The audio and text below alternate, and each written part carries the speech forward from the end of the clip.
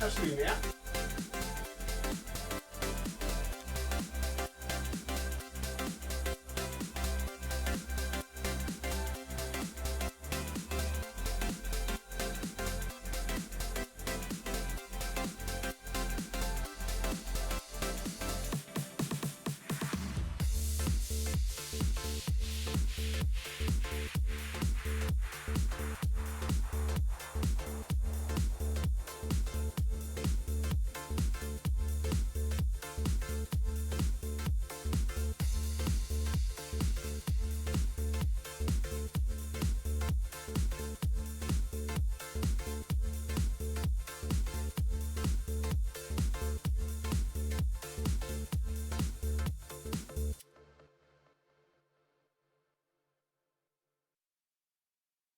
Hello there, Maud. Good to see ya.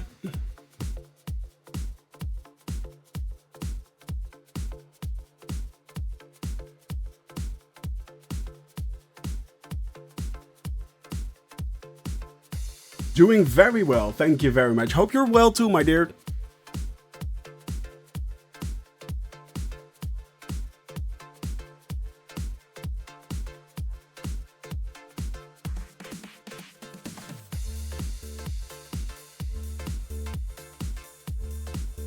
There you go, that's good to hear.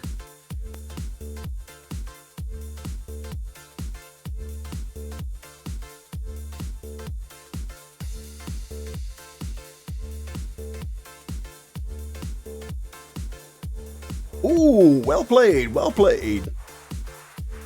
Hope all goes well.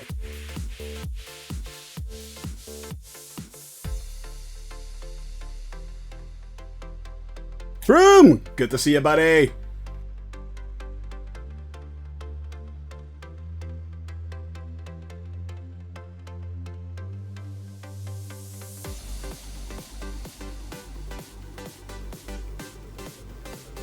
Doing great there, Kroom. Doing great. And that's funny there, Mod. That is funny. Buddy P, Jamal, hello. Any summer vacation this year? No. Actually, no. We will be streaming straight into the winter. Hey, Sharabelle, good to see ya.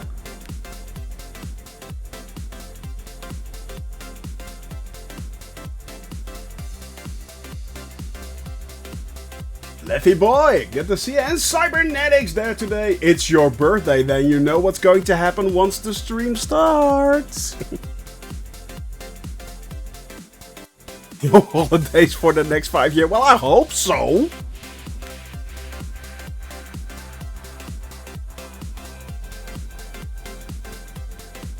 I always do some singing. Ex Nilo Mondays, good to see you, man. Hello.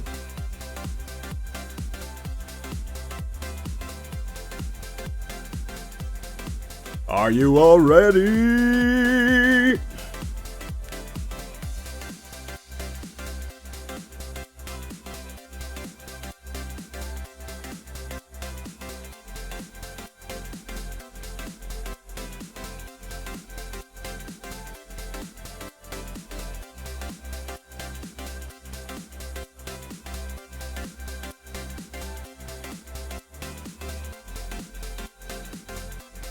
T-minus 30 seconds and counting.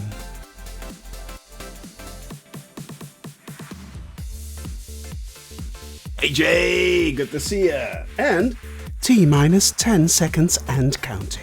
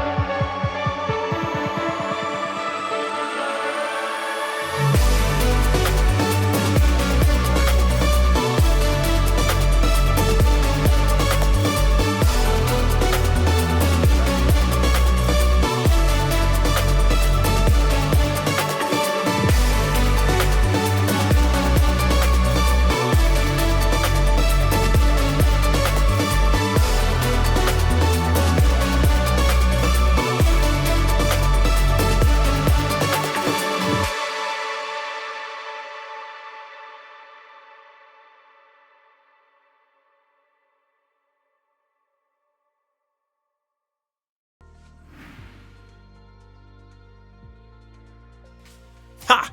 Hello everyone! Shoni from Shoni Gaming here. It helps when you turn on your microphone, apparently. So yeah, pro streamer right there. Here we go again. It's one of those days. Well, it's actually Thursday. And first and foremost, by the way, Aaron, good to see you as well, buddy. But first and foremost, it has just come to my attention that it is Cybernetics' birthday. And you know what is coming. You know what is coming. Come closer. Come. Here we go. Happy birthday to you. Happy birthday to you. Happy birthday, dear Cybernetics. Happy birthday to you.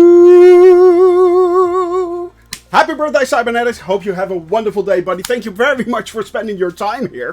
And yeah, guys, Seamus, good to see you as well. Hello, welcome. And always, guys, today is going to be a pretty cool flight again. Yesterday we started off in Jordan, flew all the way up towards the Golan Heights, all the way then down.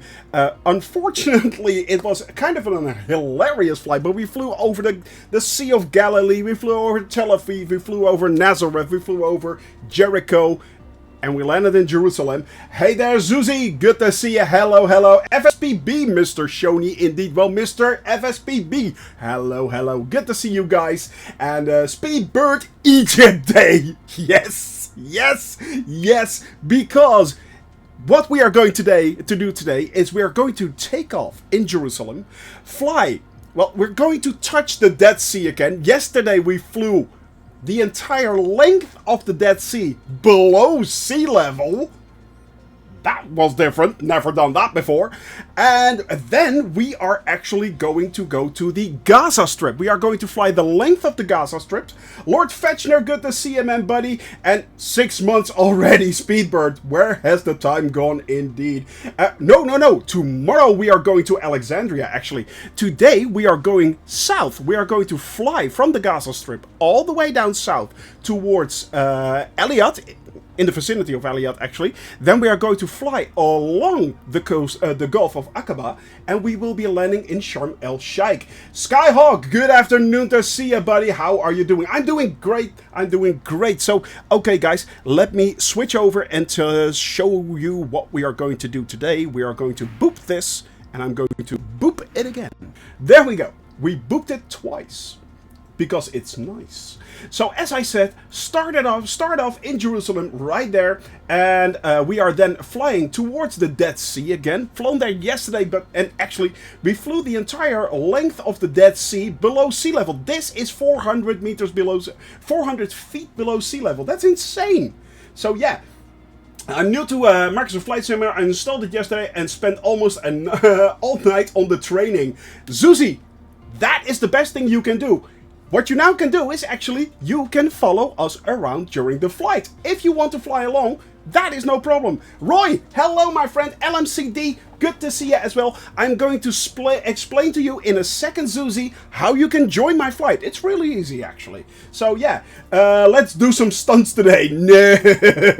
No, you guys know me. We fly, we watch the beautiful skies. If Shoni flies upside down, it's going to be bad. I am sitting my flight test 2 weeks today. Ooh, interesting. It's going to be interesting. Noah, good to see you. But yeah, today, as soon as we've flown over the Dead Sea, we touched the Dead Sea, we are flying back towards the Gaza Strip, all the way over the Gaza Strip, then along the Egyptian border, as you guys can see, near Aqaba and Eliot. We are then flying along the coastline towards St. Catherine, that's a mountain actually, and then we are landing in Sharm El-Sheikh.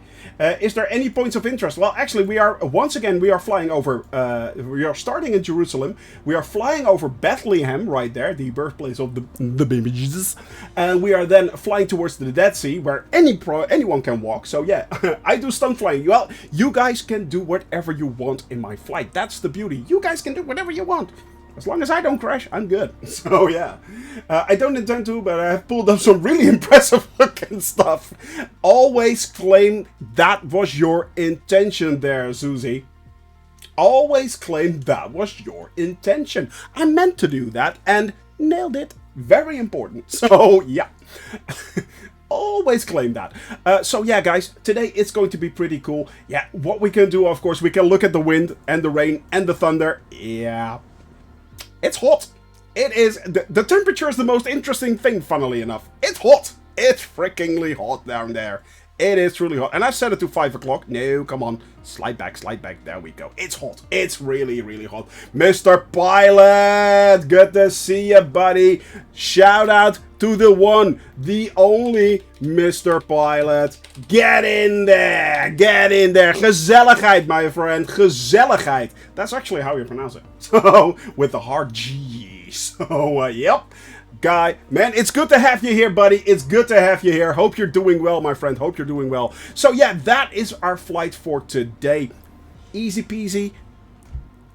And that is what it looks like if you load it up. Now, Zuzi, and for everyone else, good morning there, Airlock Dogs. Good to see you as well. For anyone who actually wants to join our flight, there are a few things you need to set it to. One of my tires. How are you doing on your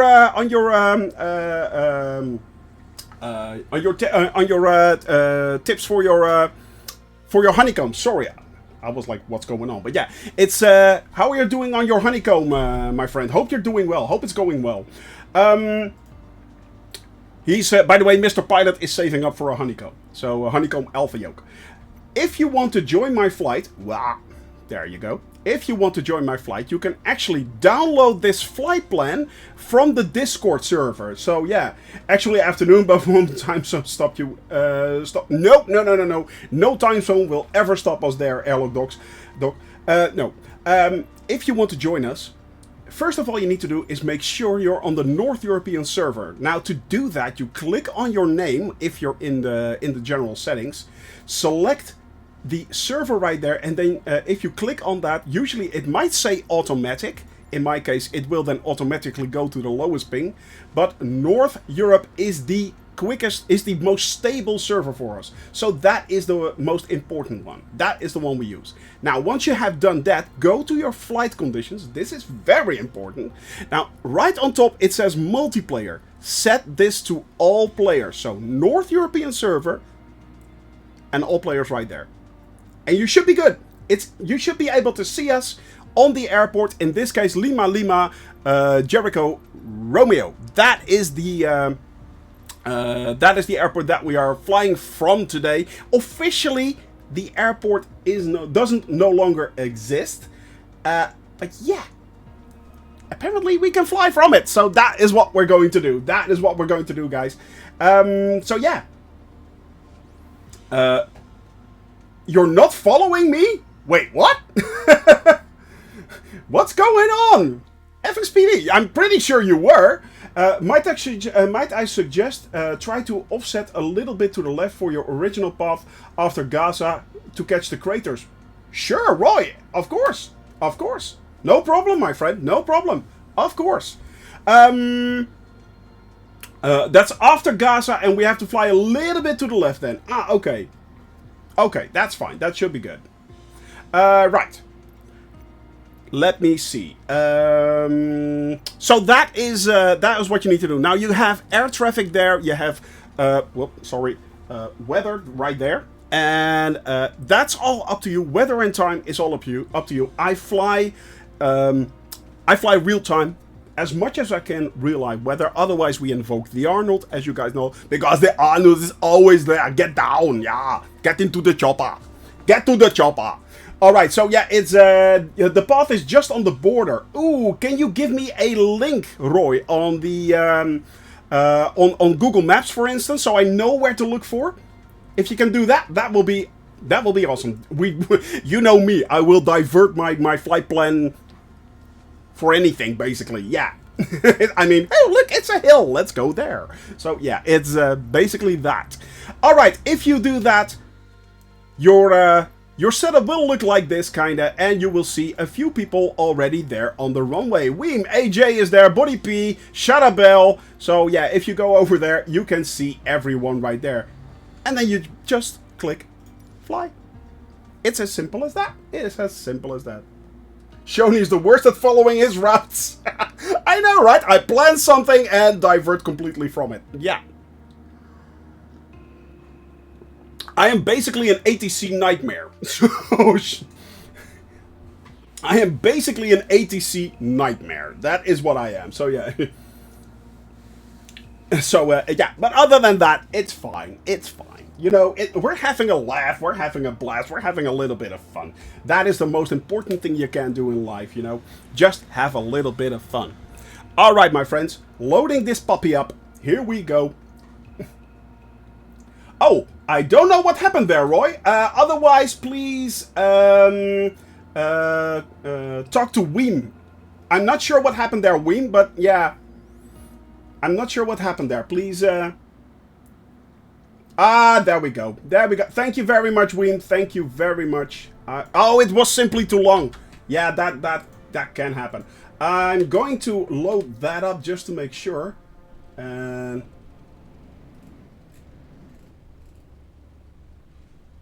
okay, yeah, no, that should be fine. That's the colored sand park. Yeah, okay. Midsperramon, is that correct? Midsperramon? 1 crater out of 3. Oh, excellent. Well, we're flying in that general direction anyway. We should be good. We should be good. Here we go. Are you ready to fly? There we go. Have you all filed documents? Got your passport, custom declaration, malaria shots? Yeah, yep. Shoni is not stopping because I forgot. Exactly, that is quite true. There are two more to the west. Ah, interesting. SSW from the Rome. It looks like the Death Star today. What did you do? Alright. Did I just stall my engine? No, I didn't. There we go. Right. Let's bring that back to about 1,000 RPM. New 970. I want 1,000. Ah! Nailed it. There we go. Exactly 1,000 RPM. All right. Let me see. Don't know if you saw my message. No, I did not, Holdy Torsken. Let me see. No. My PC can't even handle the simplest airport like ENVA now. I'm buying a new PC though. Do you want to hear the specs? Holdy Torsken? Yes, we do want to hear the specs. While you are typing out the specs, I am going to set up my plane as always. We are setting the wind. Turning that option right there. Not to backseat pilot, but when on the ground, you should engine at 1,200 RPM. Yeah, okay, 1,200. Oh, okay, I thought it was 1,000 actually for the for the 172 actually. But thank you very much for that. The world's largest erosion cirque, by the way. Wow. Oh, cool. Interesting fact: planes are painted mostly white because it takes 1,000 hours to paint. Yeah. Although we use special liveries right here, Zuzi. We are using special liveries like right here, and I'm going to show you that in a second. So we are setting the bearing right there. GPS. The first is we are headed south towards Bethlehem, aka the birthplace of the BBGs. It's very important, BBGs. Yes. VFR, as always, the squawk code. There we go. Back to that. We are setting the flight plan right there. Then we are setting the altitude, just in case we don't want to fly into a mountain. Setting the flight director right there on. I'm selecting navigation, and I'm selecting vertical speed. So that should be good for now. I think we are good to go. All right. Baby G. Yeah, Baby Jesus. Alright, I love the livery you have. It has been created by Amica, and not only that, Amica has created the livery for basically every single plane in the in all the versions of Microsoft Flight Simulator. So from the standard version up onto the premium deluxe version one, yes, they are all there, and you can download them for free from the Discord channel or from !livery. Actually, we already did that, so thank you very much, man. Yeah, they're free to use. You guys can use them at your own leisure and at your own pleasure. Alright, Butty P is there, Kroom is there, we have a few other people here, AJ Rawlings, Lefty Boy right there, we have a lot of people already up and running, guys. I can't see everyone because the names are not visible right now, but that will change in about a minute. Alright, here we go. Pump up the volume, pump up the volume, pump up the volume, dance, dance, here we go. For those that remember that one. Yeah. Well, actually, I have to say I actually stole that one. That is from, of course, from Mr. Clarkson himself, the BBGs. Yes. So, yeah, we are moving. We are grooving, my friends. Come on. If you want to fly along. Up there in a giant plane already. Here we go, taking off from the ground. 3070 Ti, Ryzen 5 6. Oh, that's nice. That is nice. Yep. I like those specs. It's going to be a pretty beastie fellow. So, yeah. Also, something I've learned when taking off from tarmac runways, you don't need flaps.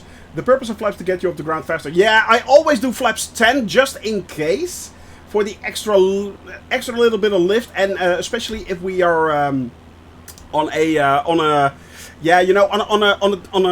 short runway, then definitely, yeah, I use a little bit of flaps for the lift. But once we're up, yeah, won't need to upgrade for a while. Exactly. John Twitch, hello my friend. Hope you are doing well. Hope you are having fun. Hope you are enjoying yourself. Oh, I thought I heard somewhere, Jeremy, punch you a lot, Clarkson. Exactly. Yeah, we're big fans of the Top Gear 3 here. So yeah, doing well. Good to hear, my friend. Good to hear. Good to hear. All right, I actually have my my chart working today, so I'm going to boop that right over there. Congrats on, yeah. Well, actually, ex-Nylon Mundus, the funny thing is, GPUs are becoming more and more available, and not just the ones that have been dumped on the market for, because no one can use them anymore for cryptocurrency mining. Actually, you can get new ones. You can get even a new 3080 or a Ti or a 3090 here in the Netherlands from stock. They're actually in stock, and the prices have come down immensely. They have come down immensely. They're nearly on pre-shortage level, basically. So it's finally going the right way. Yeah. I mean, don't get me wrong. 1,200 euros for a video card is a lot of money, but that's not bad, actually. So yeah. So it's yeah, 3070 was cheaper than a 3060 in the same store. How? That's a good deal if I ever heard one. That is a good deal if I ever heard one. Oh, that's hilarious. All right, my friends, we are up in the... look at that. LMCD right there. Jamal, my rock. See you. Oh, good to see you, man. Good to see you. Who are you? See you. If you are in chat, say hello so I know who it is. Lefty Boy right there. Shout out bell. We have Homespun Cargo. If you are flying along with us, please say hello. As well as Whining Horse. Say hello in the chat, guys. If you are in Seppel Stramza, I saw you yesterday, and now you are here, my friend. Well played, flying along with us. That is how you do it. That's the way. I like it. So yeah, Kroom is there as well, guys. The dome on the rock, right there. Yep. Right down there. It is unfortunately right now the only point of interest in Jerusalem. Unfortunately, Captain Lynx. Good to see you, buddy. Hello. Actually, we are only two followers removed from 1,100 followers, guys. It is insane. It is absolutely insane. Oh, good lord. Look up at the moon. Definitely getting some Death Star vibes today. Oh, there it is. That's not a moon. That's a space station. Right there. Xikoi, good to see you. Hello. Thank you very much. Thank you very much for that follow. By the way, this is the Mount of Olives right here. Actually, there's a huge car park somewhere down there. And that is, of course, the Temple Mount, the Dome of the Rock right there. Right there.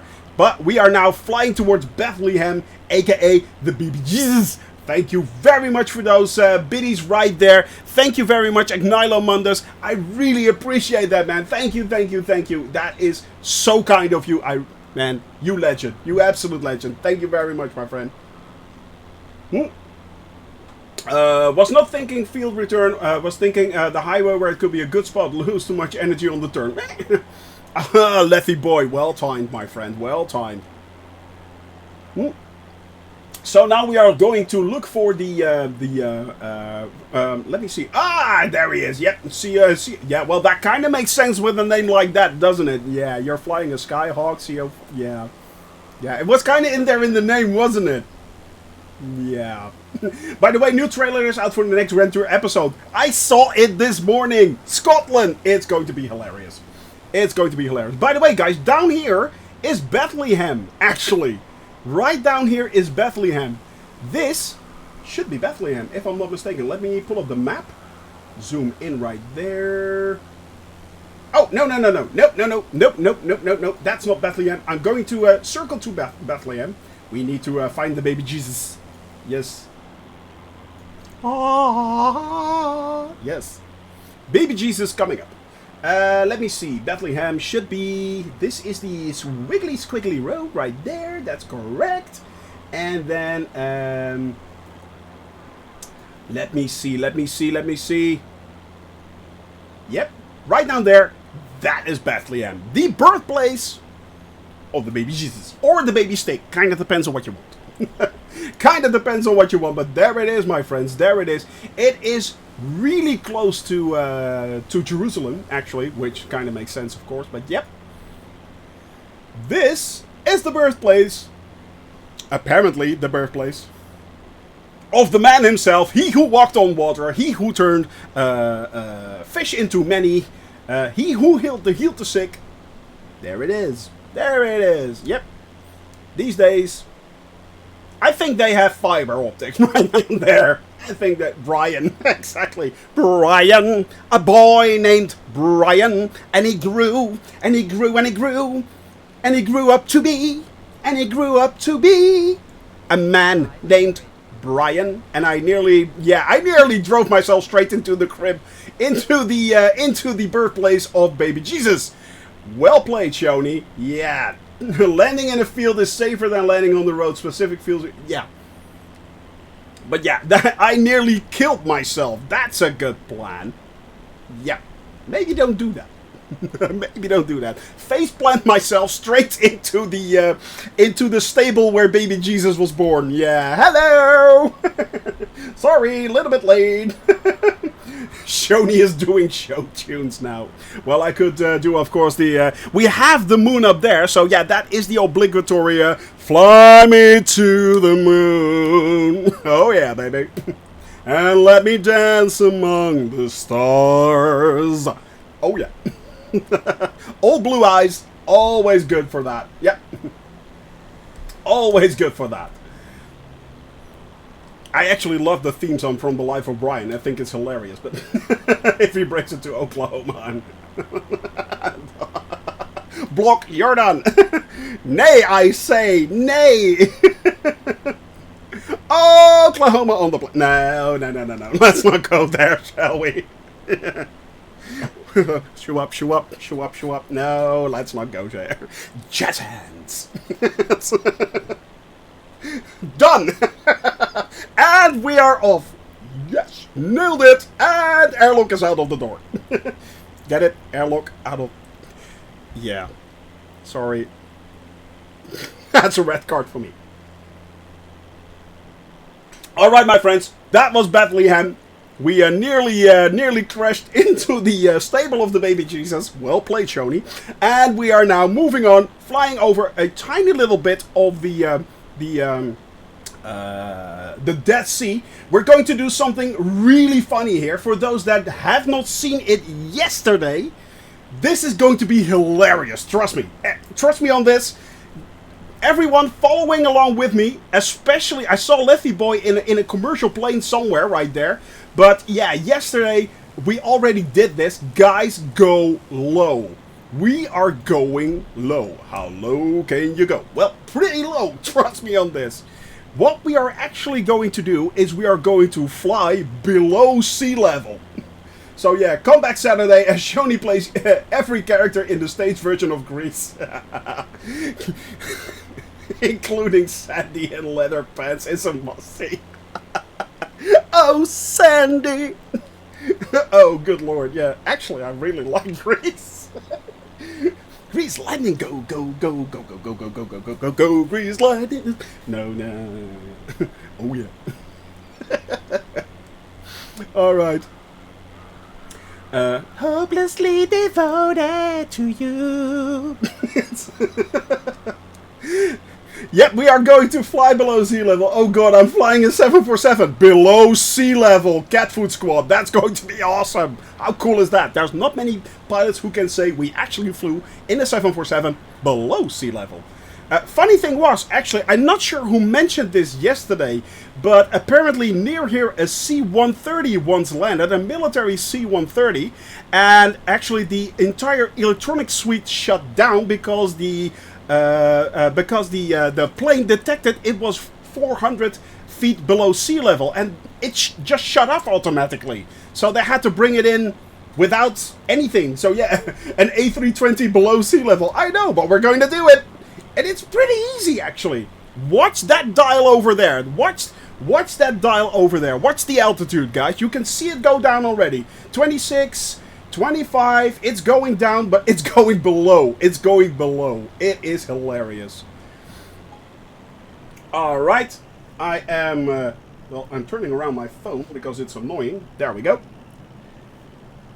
Here we go. We did this yesterday already, but we're doing it again. Yeah, I already throttled back a lot there, Speedbird. I noticed my airspeed going up like crazy, and I was like, yeah, that's not a good idea. Ripping my wings off. The thing is, if I rip my wings off over the Dead Sea, I won't sink. Basically. So it's, don't sink, don't sink. Well, there you go. Don't sink. It's, yeah.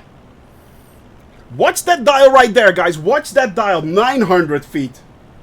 900 feet. Here we go. We are now flying into the basin. 800 feet. 700 feet. There we go. Yeah, I know, right? That's great. Look at that. There we go. 200 feet. 100. And... boop. We're below sea level. We are now flying below sea level. Yes, we are. Here we go. 300 below. 400 below. We did this yesterday. It was freaking hilarious. Kelly Jackskills got COVID. No. No, Kelly, say it ain't so. Take care of yourself. Oh, let's give Kelly a little bit of good vibes. Good vibes for you, Kelly, right there. Man, that is an absolute bummer. By the way, 700 feet below sea level, guys. Take care of yourself, Kelly, and if anything goes wrong, please don't hesitate to go to a hospital. Please, please, please promise me that. Please. Promise Daddy Shoni that you will go to the hospital. Yes. If anything goes wrong. So yeah. How is it good vibes having? It's not. It's absolutely not. But we are giving you good vibes in the hope that it will help you a little bit, my friend. Yeah. That is not good vibes, but we are giving you good vibes so you will feel a little bit better. That is what we're doing, actually, Kelly. That is what we're doing right here. By the way, guys, yeah, 900 feet below sea level. 900 feet below sea level. This is absolutely weird. You can actually make a circuit here and keep on flying. Fly above sea level, bro. Bit dangerous being under the sea. I know, it's like under the sea. Under the sea. There we go. Going down, my friends. 11. Get this good at maintaining his altitude. Speedbird, I actually own a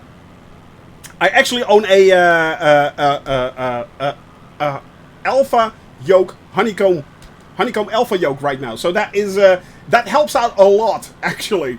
Yep, I got that for my birthday from the missus, and yep, it helps out quite a lot. Minus 13, it's insane. Hey Steppen, good to see you, man. Finally you have enough time to enjoy your stream. Good to hear, man. Where are we currently? Well, as of yesterday, we were flying below sea level on the Dead Sea.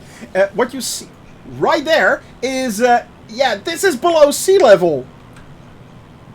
There we go. Oh, that was a little bit of an echo right there. Sorry for that. How low can we go? Skimming the water without crashing. Indeed, Flight Sim Studios, thank you very much for those biddies. Thank you very much. I really appreciate it. But it's, yeah.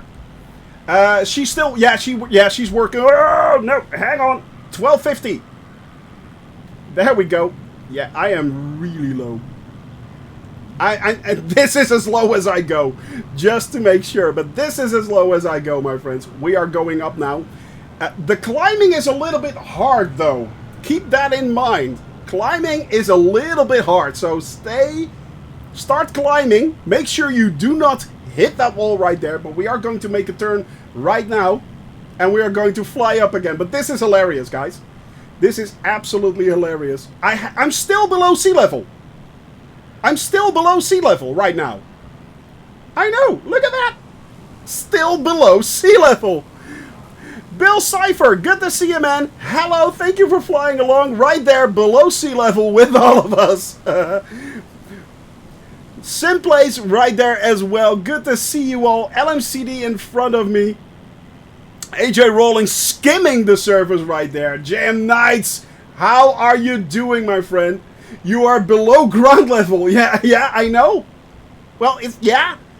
Well, I'm now 700 feet below sea level. I'm still climbing. I am still climbing. This is, it makes no sense. It is hilarious, but it makes no sense. It really doesn't. And it takes a lot of effort actually to climb out here. Simplace, I saw you in the air, my friend. Right there, I saw you in the air. Hello, my dude. Come fly along. Jay Blingham. Good to see you, buddy. Good to see you. We are still climbing out of the basin. We are still below sea level. It is insane. It is absolutely insane. But we are still below sea level. It is absolutely insane. So if you ever want to make the achievement, there is actually an achievement where you have to fly below sea level. This is the place to do it. It is actually the lowest place where you can do this on Earth. So the Dead Sea is the place to do that. If you want that achievement, go get that achievement here. Here we go. Here we go. And oh, yep, there we are. We are now officially above sea level. Now we are above sea level right there. Dead Sea. We are flying over the Dead Sea in Israel, Kelly. We are flying over the Dead Sea right here.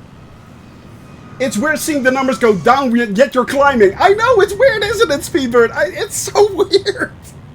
Only in Microsoft Flight Simulator. Only in Microsoft. Well, or if you actually live in the region, then you can do this, of course. But yeah. If your ground speed increases as you go above sea level, does your below sea level go down? Airlock Doc, I gotta hope not. Because then we would be really in trouble. And it takes a little bit of effort actually to climb out. I'm not going to try to crash. Don't worry, my friend. Don't worry. If you're here, it is actually it's pretty easy to fly into the basin of the Dead Sea. It's pretty hard, actually, funnily enough, to fly out of it. It takes quite the effort. It's not that easy. I'm still trying to climb above the edge right there. I'm kind of above it, but yeah. Your ground speed becomes sea speed when you go below sea level. Yes, it does. Actually, funnily enough, at this point, Microsoft Flight Simulator basically turns into Microsoft Sub Simulator. Yep. But it's. I mean, look at this. Oh, good lord, this is going bad. This is. Oh, no. What's going on? It is really, really hard to climb out of this basin. Yeah, it's good. It's good. I got it. I got it. Right there. It is really hard. And I had the same thing yesterday, so watch out, guys. When you start climbing, actually what you can do is start circling. I mean, look at this.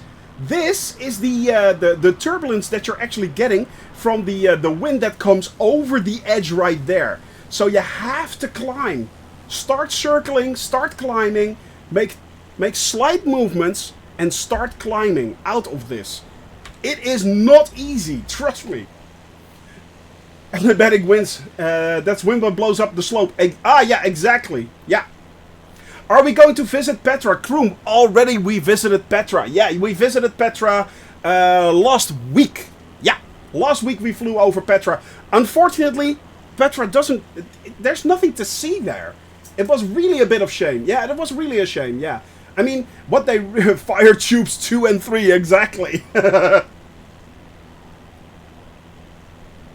It's because the Dead Sea is called for that for a reason. The basin used to be the top behind you. Yeah, but it's lowered in time. Exactly. That is quite true. Actually, it is still evaporating.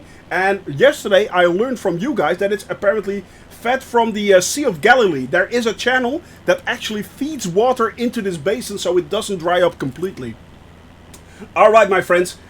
I think we're high enough right now so we can now go back to our original plan. But this is hilarious, guys. If you want to fly below sea level, if you want to get that achievement, go down there. Go down there. I mean, the Dead Sea, right down there.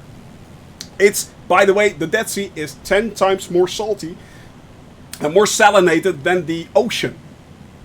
It's 34% salt, actually. That is insane.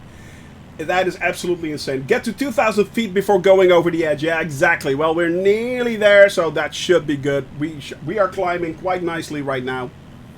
We are climbing quite nicely, and we should be crossing over the 2,000 feet. Once we crossed over there, we can actually... Now we can start flying back right now. Yeah. We can continue our flight.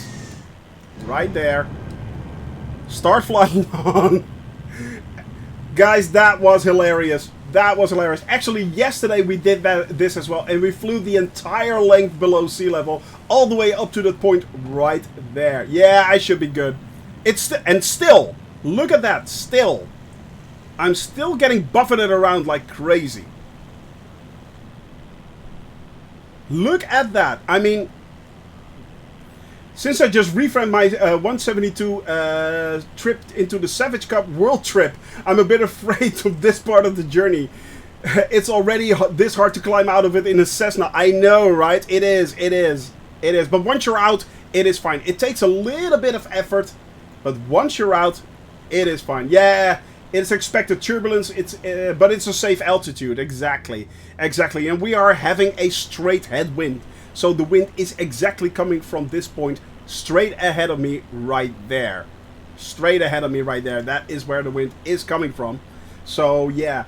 Hey Evil, good to see you, buddy. Hope you're doing well.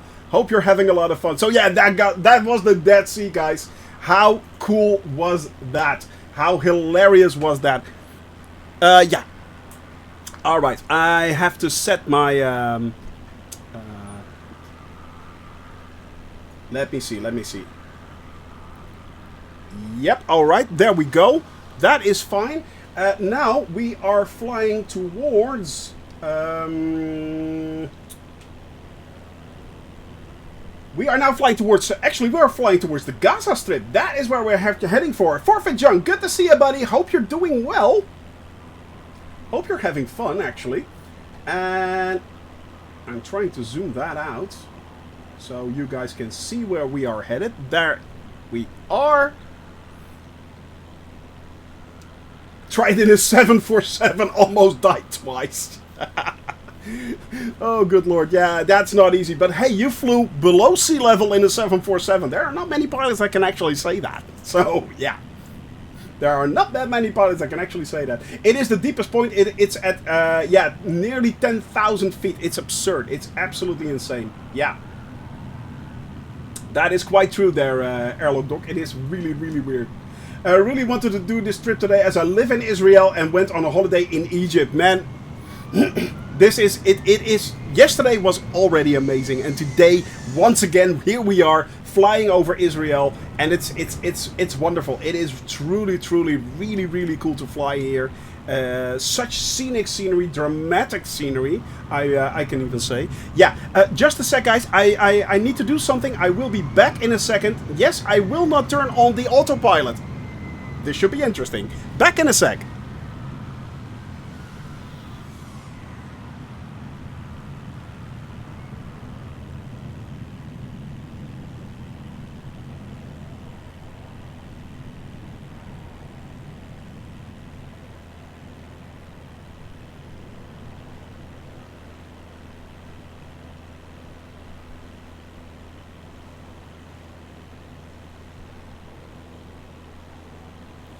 Ta-da!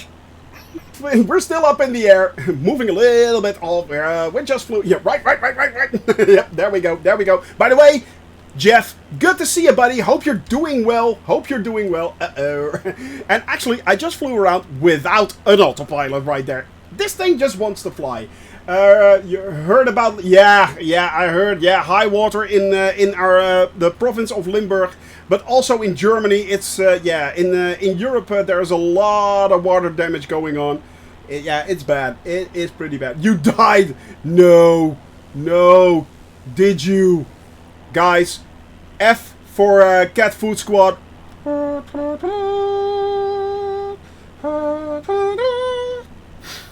He was such a young fellow, and he will be sorely missed.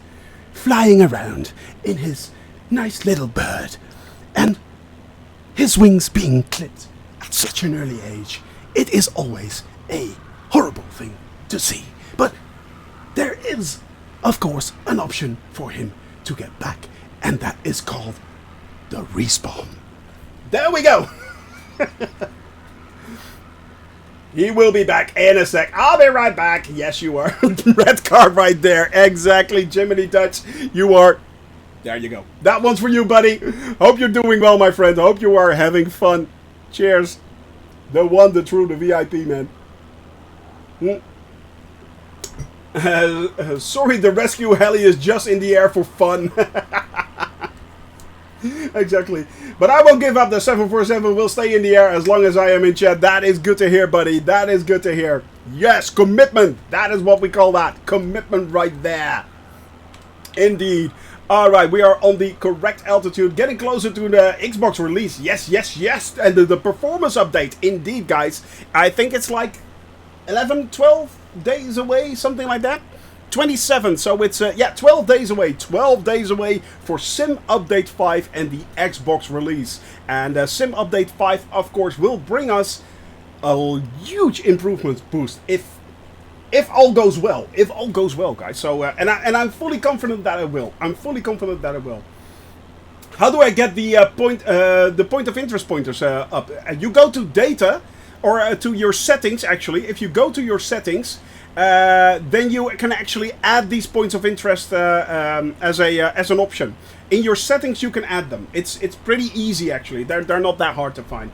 The weather: thunderstorms yesterday and hell today. Not saying that it's hot outside, but 2 hobbits just threw a ring into my backyard.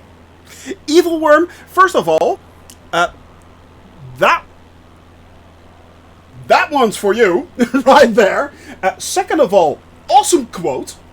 Sir, I salute you. And of course, I hope all went well yesterday with the thunderstorm, buddy. But yeah, it's, 2 hobbits just threw a ring in my backyard. That's actually pretty funny. Everyone I know has trouble with heavy rains. And here I am sitting in the one German state which has scorching sunshine and 27 degrees while the rest of the country turns into Atlantis. We're sinking! Exactly.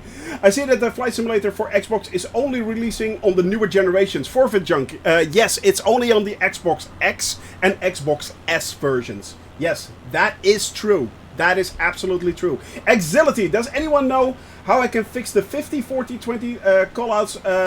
There are no... sound for me. They should. You mean in a commercial plane? You mean like that? Because I've only heard those when you're flying, for instance, the 787 or the 747 or the A320. There, Exility. And it could be a bug. Sometimes it just bugs out. But not sure. It should work. Wah! I'm going up and down down. Or if anyone else knows this, please help out Exility, guys. Please help out Exility right there. So yeah. I want to see where Stonehenge is. Really. So yeah, it will be only released on the Xbox X and Xbox S. I think you can preload it already, if I'm not mistaken. Now, first of all, for the new Xbox players that will be playing the flight simulator, welcome to this wonderful world of simulation. Will it look exactly like this on my Xbox? Yes. Long answer, yes. Short answer, yes. It will look like this. Trust me on this. Now, next to that, also, of course, you will have the initial download of about 90 gigabytes. I think it is pretty big. But once you actually get the download, go to the marketplace and make sure you also install the world updates. It will grow, so make sure you have the room on your Xbox available. Make sure you have that available. And because the world updates will give you about, let's say, 80 to 90 gigabytes extra. So it will double in size. Delta Scott EKG. Delta Scott. Scott, good to see you, buddy. Hope you're doing well. How is your world tour going? Hope you're doing indeed. Airspeed, dive, raid indeed. Cro-Magnon, hello, buddy. Hope you're doing well. Guys, give these raiders a wall of good vibes right there. Welcome to the channel. Piper, raiding Shoney. Good to see you, buddy. Hope you're doing well. I'm Shoney from Shoney Gaming, by the way. I fly all around the world, kind of like kind of like Scott, basically. And what I do is I fly to every single country in the world in the Cessna 172. So we are flying 600,000 kilometers all around the world. Is that guy kidding? No, that guy is not kidding. If you want to see what we are doing, that's what we're doing. 600,000 kilometers. We are flying everywhere. We are seeing everything. So yeah, it's a big flight. We are here for the next 5 years. So thank you very much for joining me. And as I said, Scott, hope you had a wonderful flight, buddy. Hope all is going well on your world tour. Let's give a shout out, by the way, to, let me see, Delta, I have to make this correct, Scott EKG. Ha! Did it! Yep, it worked. There we go. The news said it was about 12,000 lightnings yesterday. Wow, that is a lot. Strangely, everything went well here. Some people I know had to strike on their greenhouse and it looked like a bomb had gone off. Yeah, that, I mean, a lightning strike is kind of horrible. I mean, I think there was one near Scheveningen in the Netherlands that was a lightning strike of 750,000 watts or amps. 750,000 amps, and the blast could be heard, I think, 15 or 20 kilometers away. It was that hard. The actual initial impact, not the thunder that followed it, but the actual impact. I mean, it's insane. It's insane. That didn't quite work. Airspeed dive, what did you do, buddy? What did you do right there? Well, it looks kind of nice. It looks kind of nice.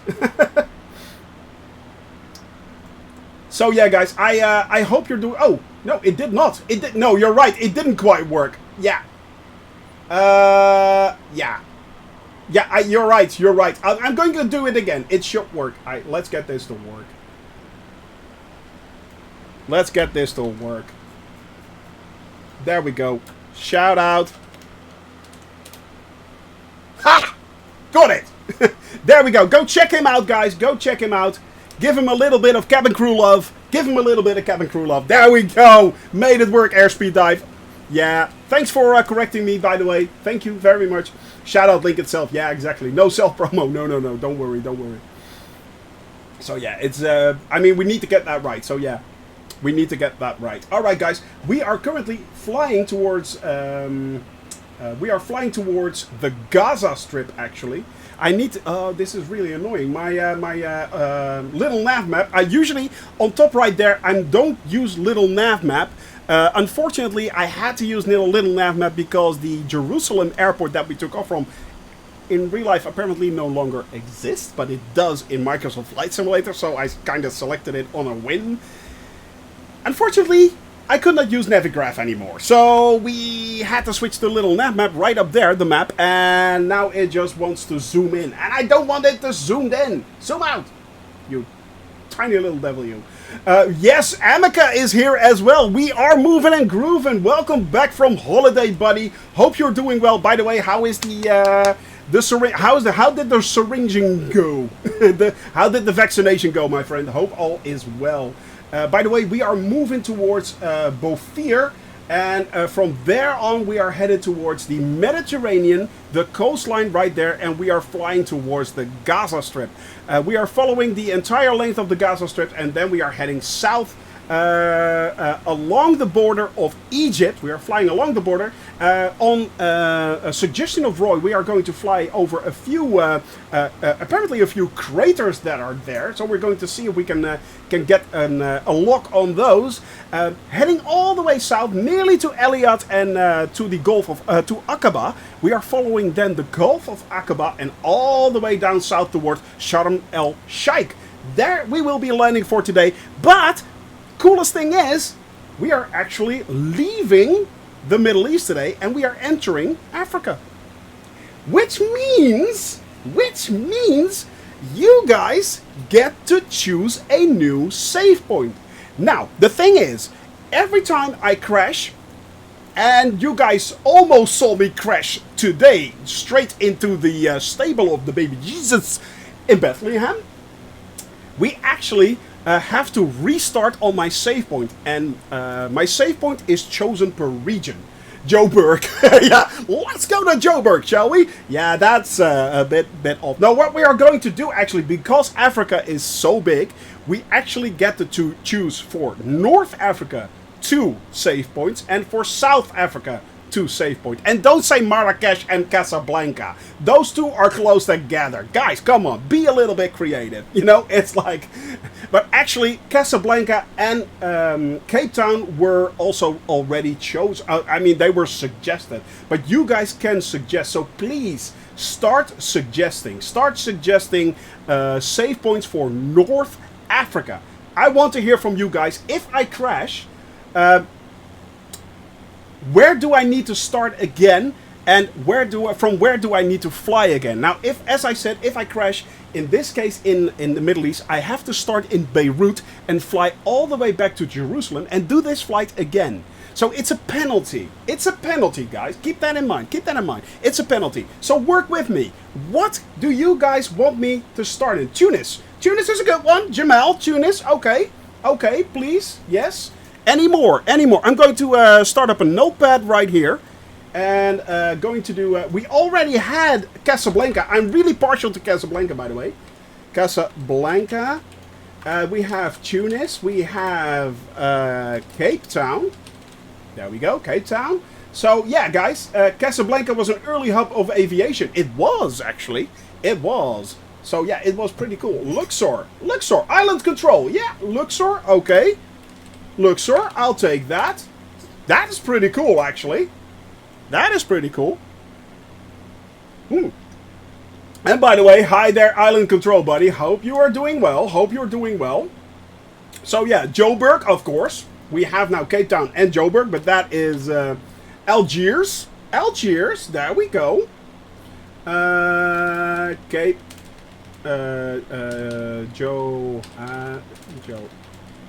Johannesburg. We have Algiers, Tripoli. Yes, yes. Keep them coming. Tripoli, Tripoli. Since you are entering Africa, you think you should start in Sharm El-Sheikh if you crash.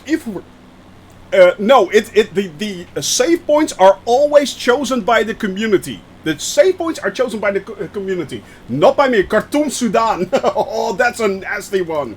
Oh, that is nasty right there, Flight Sim Studio. Oh, you Fiendish devil, you. Khartoum. That is horrible. Thanks, buddy. Can't fly this week, but we'll be back next week for more adventures. Good to hear that. Island control. Good to hear that, my friend. Yes. Yes. Yes. I say yes 1,000 times. Actually, this seems to be working a little bit. So there we go. All right. Yeah, we have a nice list right here. So that is going actually pretty well. I think we should start to do a... let's do a poll, shall we? Let's do a poll. Mods, can you help me out with this? I'm probably getting a no right now. No. Yeah, that's... I will allow that, but yeah, Madama. Oh, that is bad. But is that still north?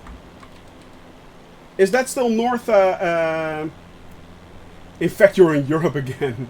Melilla. Oh, that's also a nice one.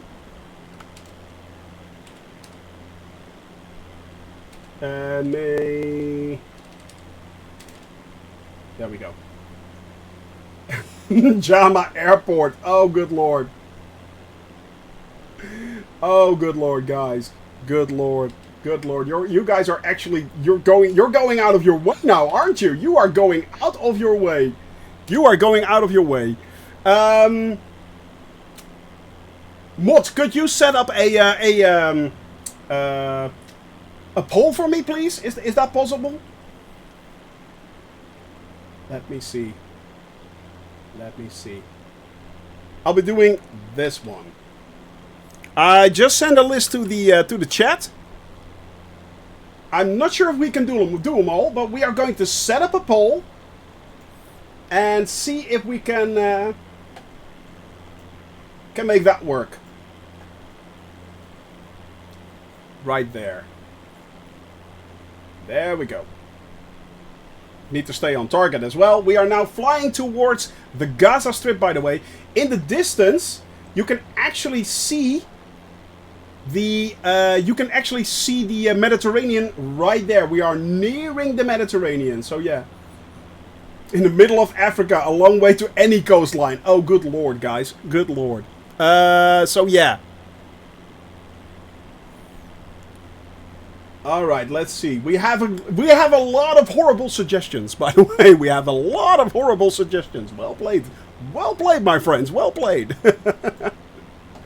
Well played. All right. Right now we are actually flying towards the Gaza Strip, by the way. That right there in the distance is already the Gaza Strip. It's not that big, actually. It used to be part of Egypt, of course.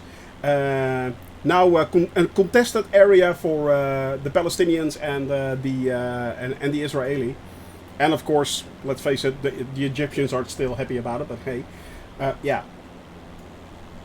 But we are first flying there, and then we are flying all along the Egyptian border. So let's see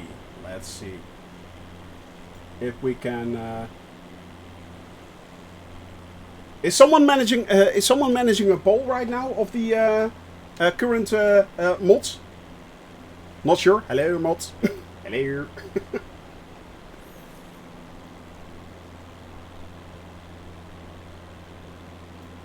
Otherwise, I can't do it. But let me see. Oh. Actually, I can't do them all. I think. What should be the save point for Africa? I'm on my phone. Yeah, I thought as much. Question mark. It's fine. It's fine. You slacker. You're such a slacker. It's fine. It's fine. All right. Let's see. We have a few insane ones. I'm going to. Let's see. 1, 2, 3, 4, 5. I can do 5. I can do 5 of them. So we're going to choose the first ones that came up. Casablanca. That is going to be Tunis. It is going to be Luxor. Algiers. And it will be the number 1 and the number 2. And let's do Tripoli. Alright. There we go. Duration. Let's set it to 3 minutes. 3 minutes. There we go. Start the poll. Alright. It is up. It is up. So, if you want for me to choose a new save point, please select one. And number 1 and number 2 will be the save point that is chosen. So please, guys, please make your picks. Take your picks. The poll is up right now. Go take your picks. Please fill in your entries. It's all free. There is no need to actually spend bits or anything. Just say yes, no. If you're lurking, please fill it in. We have Tripoli is going up right now. No for Casablanca. Come on, I'm going to vote on Casablanca myself. There we go. At least one vote. And let me see. Alright, guys. Oh, Casablanca is actually gaining right now. Yes, it is. Luxor is number 2. That is actually pretty cool. Luxor and Casablanca. Tripoli is on 4th right now. Tunis is coming up again. So, yeah, guys. Get your votes in. Get your votes in. I am truly, truly interesting. If I crash, I have to start at either one of these 2 places. So, yeah. Make sure that, yeah. It's going to be pretty cool. It is going to be pretty cool. This is just for North Africa, by the way. The northern part of Africa, southern part of Africa, and it's still coming up. We have Casablanca. Luxor is now gaining again. Together with Tripoli, they're all tied. 4 votes, guys. 4 votes. So all have 4 votes. 5 for Casablanca right there. 4 for Luxor. 4 for Tripoli. So yeah, Luxor for the win. Exactly. Exactly. Casablanca, we have right now Casablanca with 5 votes. We have Luxor with 4 votes. Tripoli with 4 votes. Tunis with 4 votes right now. And Algiers with 1 vote. So, yeah, guys. See you all later. Shouldn't drive in Twitch. No, Emeka. No, you should not. You should not. My dude. See you later. Hope all goes well. Guys, we just passed into the Gaza Strip. Right there. This is the Gaza Strip, and you can, well, yeah, basically you can see it. There's a complete demilitarized zone right there around it, actually. You can actually make it out. You can actually make it out right there. 5 for Tripoli, 5 for Casablanca right there, and we still have a few minutes to go, guys. We still have a few minutes to go, so, yep. There we go, guys. This is the Gaza Strip right here. On the coast of the Mediterranean, right there. So yeah, it looks pretty amazing actually. It's a lot smaller. When they talk about the Gaza Strip, I somehow always think it's bigger. But you can actually make out the line right there. Bad Max flying along in the H-135. That is such a cool helicopter, actually flying along in the emergency livery right there. Oh, we have Casablanca, Tunis, and Tripoli. Well, I think I have 3 save points right now. I think we have 3 save points. Unfortunately, Luxor and Algiers just dropped off at the last minute. We have Casablanca, Tunis, and Tripoli. Those will be the save points for my flight. That is it, guys. That is it. Pretty cool. Pretty cool. So if I die, if I crash, I have to restart at one of these points, yeah. Tunis is an amazing place. It is, and we are going to fly over it, my friend. Little Jimmy Mac. Yeah, sorry, I have to say this correctly. Little Jimmy Mac. By the way, welcome back, my friend. Hope you're doing well. But yeah, it is today Casablanca, Tunis, and Tripoli. So those are the save points if I crash due to my own stupidity. And let's face it, that happened nearly today when I crashed straight into the stable where the baby Jesus was born. Yeah, it's I have to restart there. So that is pretty cool, guys. I know someone who's based in at Tripoli during World War II. Luckily, he took leave the day before the Germans seized the city. Wow, then you are truly lucky, yeah. If you're leaving a day before that. Wow. Alright, guys. Flying over Gaza City right there. This is Gaza right down there. We all heard from it, on, of course, on TV right here. I mean, in some places, Some persons actually have heard it because they live there, of course. But yeah, I mean, it is a very, very contested area. But that doesn't mean we can't fly over it today and drop a little bit of good vibes on these people, guys. Let's drop a little bit of good vibes right there over the Gaza Strip. Flying along the Mediterranean coast, we are flying all the way to the south to Khan Yunis. That is where we are flying to. That should be in the distance right there. And from there we are headed all the way south along the Egyptian border. So yeah, we are flying south along the Egyptian border, and you can really make out the... you can actually make out the border right there. This is the entire border. I've never seen it this prominent. I've never. In no country I have seen it this prominent as we see it right now on the Gaza Strip right there. I mean, right up there, that's not a road. This is not a road. This right there, that's a border. That is the actual border right here. So yeah, you can really make that out. There's actually a lot of agriculture here going on as well. I thought it was mostly cities, actually, mostly urban.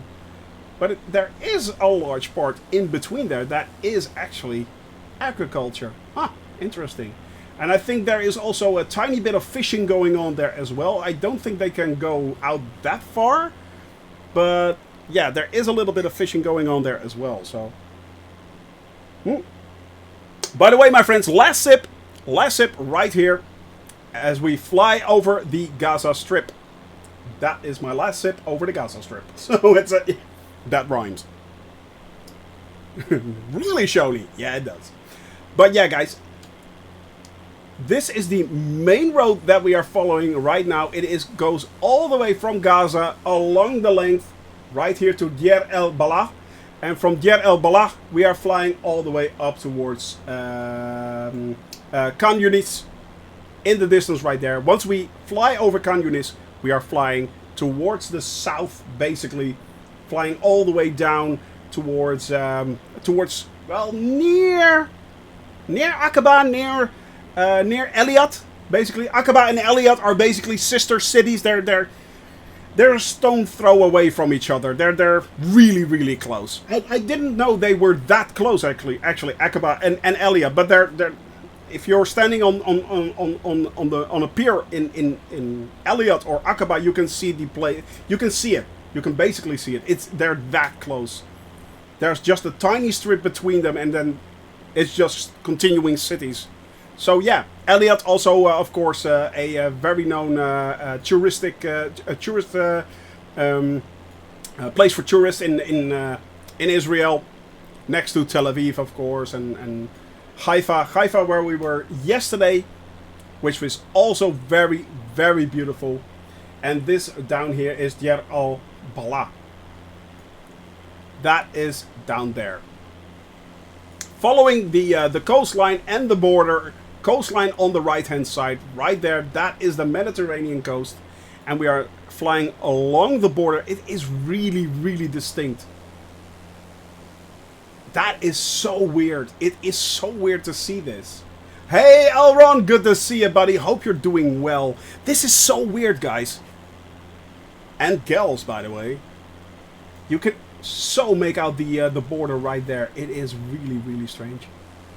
Bad Max right down there. Good lord, look at this, guys. Simplace, Rip Piper right there. We have Odedle. We have Whining Horse. We have Jamel right there. Seppelstramza. We have Body P. Elron Mabon, who just snuck in there right there. Bill Cipher. We have AJ Rollins in the distance right there. Weem on the other side. And Sharabelle. 1, 2, 3, 4, 5, 6, 7, 8, 9, 10, 11, 12, 13 people flying along with us. The crew.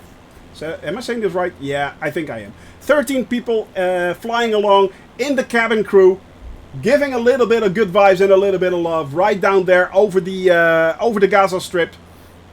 And from there we are moving all the way up towards 14. Sorry, I stand corrected. 14 people are flying along with the cabin crew, with me, Shoni from Shoni Gaming, having a little bit of fun, flying over the Middle East right now, and in a few hours we will be, well, actually in an hour time, we will be leaving the Middle East and we will be flying into Africa. Yes, I found the rains down in Africa. You have to do it. You have to do it. You know? Dun dun dun dun dun dun. Yes. You have to do it. But the thing is, and I'm not sure who actually... we have another Pac-Man down there. We do? Yep, there it is. There is another Pac-Man down there. Exactly, you're right. Yep. That's Pac-Man right there. But yeah. Would you mind explaining how to read the compass on the top left with the purple line if you have time? You mean this right here? This compass right here. Yeah, unfortunately the map is a little bit over it. But to be honest, I can actually make it out a little bit better. Yes, the planes go down in Africa. Yeah, that's a red card. Right. Alright, now, first things first. Little Jimmy Mac. What you see here is actually the flight plan that we are flying. I'm zooming out now a little bit and you can follow that line. Before I started out, I pre-programmed actually that flight plan and loaded it into my flight simulator, which means it will show up in my sim right there. I'm going to switch the camera view a little bit as well, so you can see that a little bit easier. So this is the flight plan. If I zoom out right here, I do that by turning this knob right there. You can actually see it even better. I can also, of course, pan that map as well. If I go down, it should pan all the way down. There we go. So you can see this is the part of the flight plan that we are actually flying. That is the first part. That is the first part. And this is the flight plan that we are following from point to point. Now, I'm going to switch back because there is actually a turn.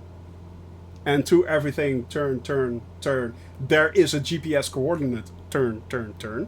So now you just saw it switched, actually, in this case, from waypoint 3, right here, you can see, we went from waypoint 2 to waypoint 3. And that means that the dial right there, yeah, indeed, a red card right there. The dial right here then turns onto the next vector that we are headed for. In this case, that is RAM. That is actually, that vector is a VOR station that is based near Elliot. It is based near Elliot, and that is where we are headed for next. Now, as long as you're flying GPS, it will simply, once you cross over that last waypoint, it will simply navigate you to the next waypoint. Also, if you look up here, it will say WP3, waypoint 3 to RAM, an arrow towards RAM. So that is Romeo Alpha Mike. Now, that simply coordinates with this dial right here. This, the outer ring, actually is the flight plan that we are flying towards, or the flight plan, the waypoint that we are flying towards. The inner ring shifts. As soon as this aligns, I am exactly on that on the GPS course. In this case, I am exactly on the GPS course. Now I have to turn. It wants me to turn, actually. And if you're flying on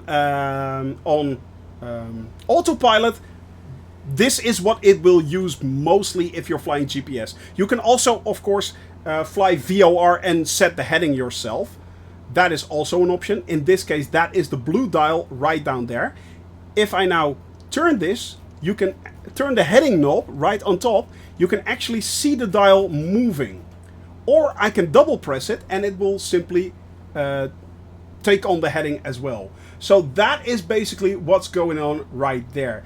That is the purple line that you see. That is the GPS route that we are actually taking. So it is pretty easy once you get the hang of that. Of course, there are other ways to do this. As I said, you can do it by VOR. In this case, we are heading towards VOR RAM. Now, a VOR station is a ground-based radio antenna that sends out a signal, and that signal, you can pick that up actually. That signal in this case is... Oh, good lord, I closed something off, which I should not have done. Let me see. I will open that again. There we go. Week 41. That one. Yep, there it is. All right. So in this case, the RAM has a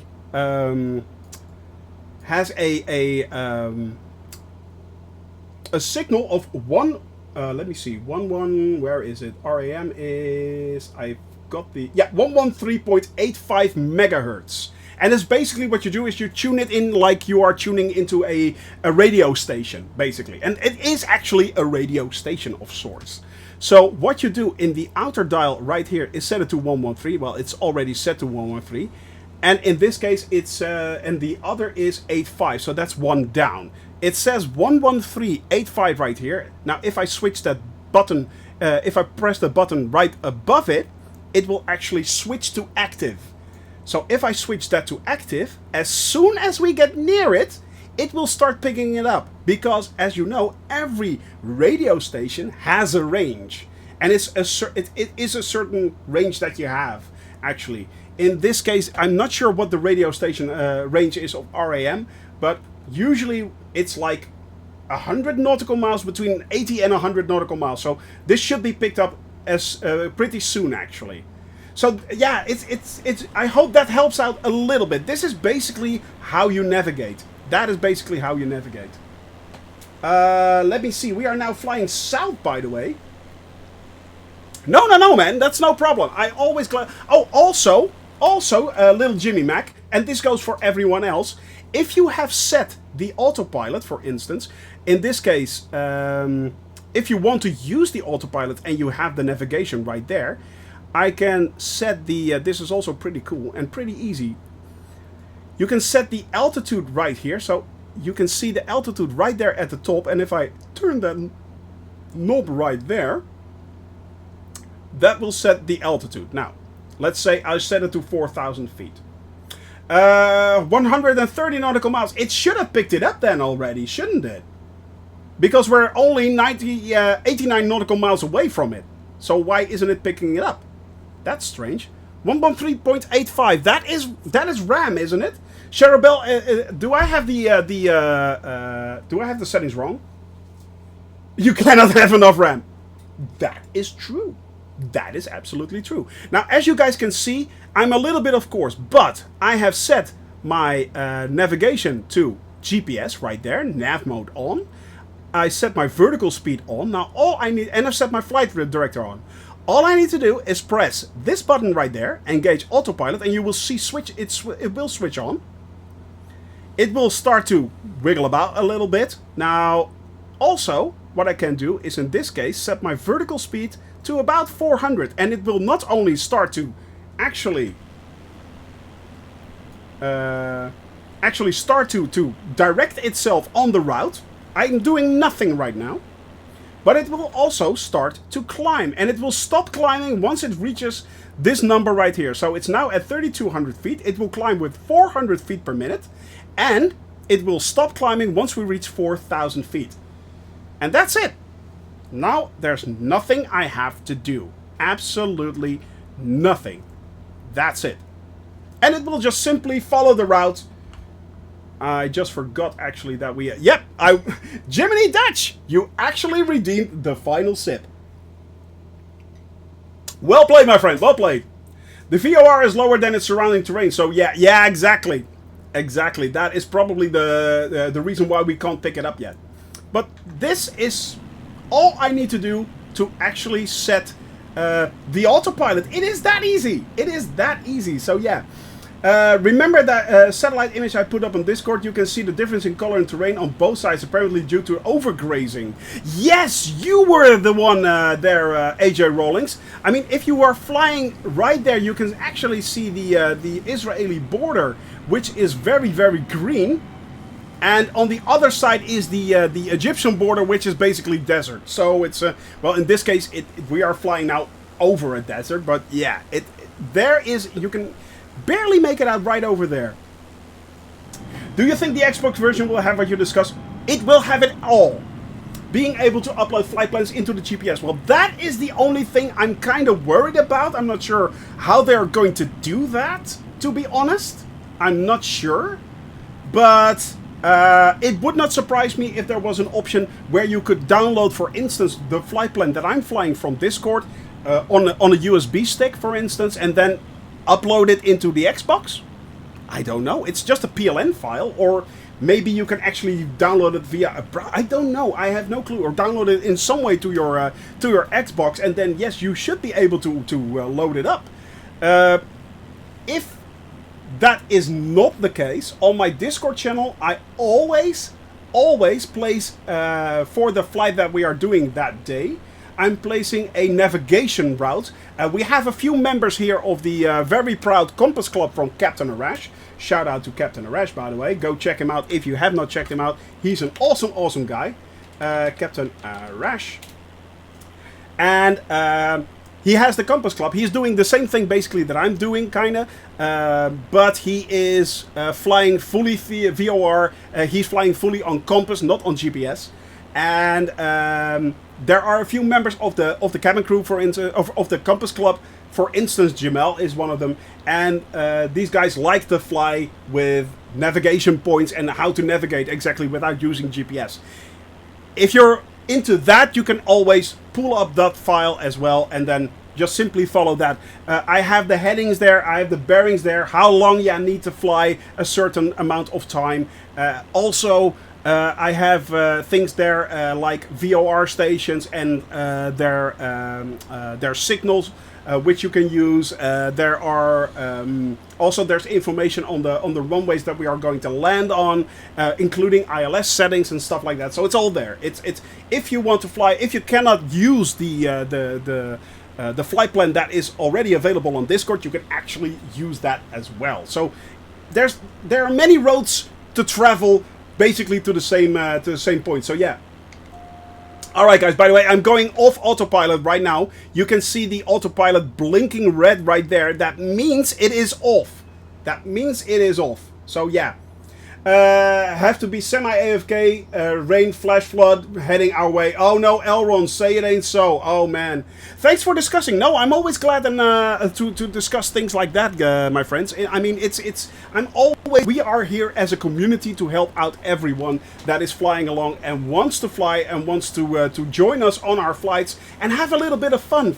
Simply having a little bit of fun. I mean, little Jimmy Mac, if you just want to fly along, what a lot of people do actually is they just go to the airport that I take off from, stand there on the runway at 1100 Zulu, and simply fly along with us. So yeah, exactly there. Good luck indeed. Give a little bit of good vibes to Elron, my friends. Let's hope that our good vibes will help him out a little bit right there. Give a little bit of good vibes to Elron as well, my friends. Yeah, that's nasty, man. That is nasty.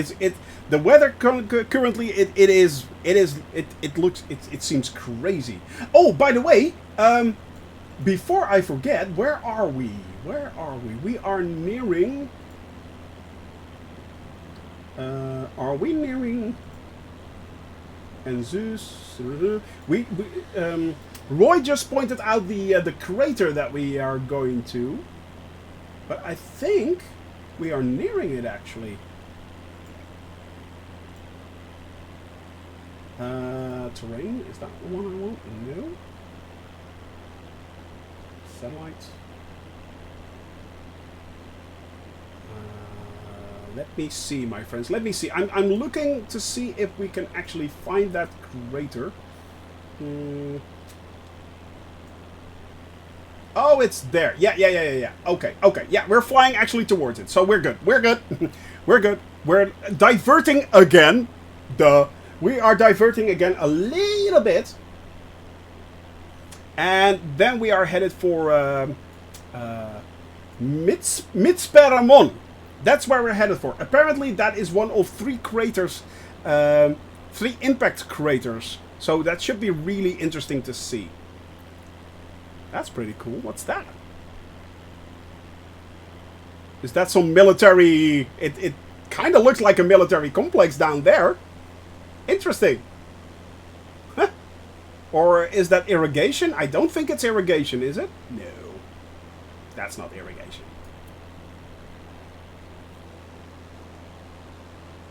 Alright, my friends. By the way, that is Egypt right there. That is the Egyptian border. There is the Egyptian border, and we are flying along it to the south. Already we have flown, let me see, about 30 nautical miles. 30 nautical miles already, and if you want to fly along with us, the closest airport right now is Lima 60. That is actually a military airport. The Lima 60, if it's a number, Lima stands for the country code basically of the for the airports, and 60 in this case is actually the is usually a military base where you can take off, but you can simply take off from there, or Lima Romeo Mike. That is the closest one that we are flying towards, Lima Romeo Mike. And if you want to fly along, head over to the North European server. You should be able to simply see us in the sky already and join up with us. Make sure you are on all players. Make sure you are on all players. That is very important, my friends. And I'm going to take a sip of water with all this desert. All this dessert. From there we are flying towards the Gulf of Aqaba, and we are flying along the south of the Gulf of Aqaba on the Egyptian side, flying towards Sharm El-Sheikh. That is where we will be landing today. And funnily enough, what I did not know actually, and what I noticed this morning for the first time, there are actually two Sharm El-Sheikh airports. One is on the Egyptian side, and one is on the... Oh no. Oh, Jesus. Damn. Yeah.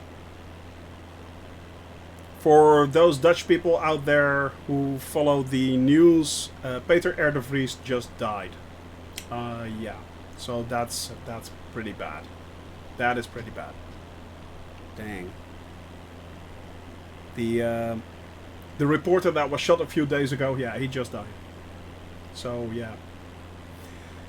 Yeah, that is pretty sad, Jiminy Dutch. That is pretty sad.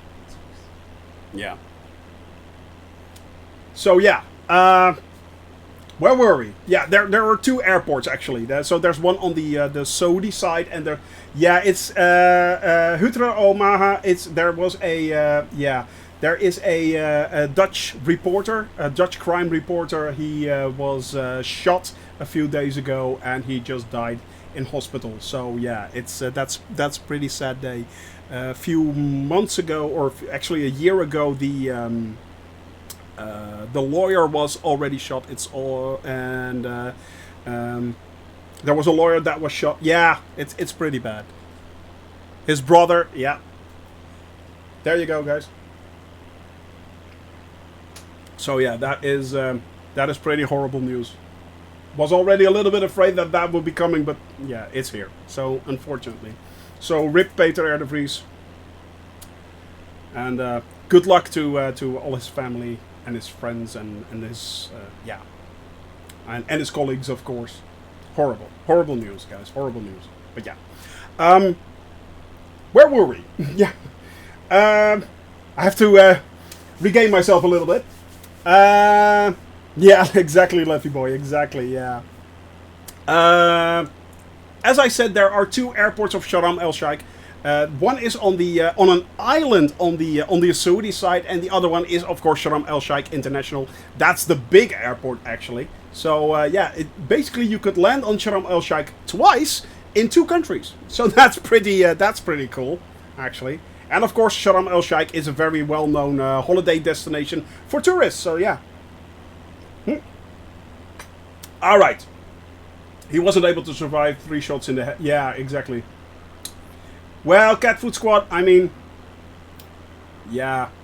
The thing is, you know, I don't want to go into it in a lot of detail. We are, of course, a channel that tries to stay away, not to stay away from those things, but, you know, give everyone a bit of a, yeah, a bit of, just a little bit of a good time and having a little bit of fun, you know, in a bad world already. So yeah, it's so the crater we're heading for, biggest of three, seeing that right. Buddy P, thank you very much for that. I see what you did there, and yes. Yes, exactly. Apparently it is the biggest one. Apparently, I'm not sure actually. But it should be somewhere over there, I'm thinking.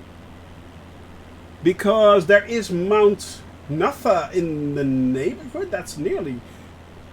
you know what I'm going to do? I'm going to see if I can gain a little bit of height. Maybe that will help out a little bit. Because the higher you can basically see it better from a great height, of course. So yeah, let's see if we can actually make that out then. Let's see. Let's try to gain a little bit of height. Oh, no problem there, Lethy boy. No problem. It is. You never have to say sorry. Yeah. Not seeing any obvious crater from 20k feet up. Yeah, then it's either it is really big, or it's not noticeable. It should be there. Actually, we are near it. Actually, AJ Rollins, you are flying directly over it. You are flying directly over it. So yeah. Let me see if I can find anything on Google about that. Crater.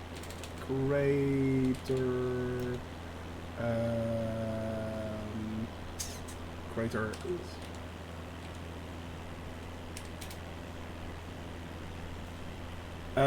The Ramon crater. Is that it? Where is the Ramon crater? It's 1,100 square kilometers. Yeah, that might explain why we can't find it. Because it's simply that big. It's 1,100 kilometers. That can't be right. If it's 11... If it can't be 1,100 kilometers. That's huge. Did I read this correctly? Oh, no. No. That is the actual...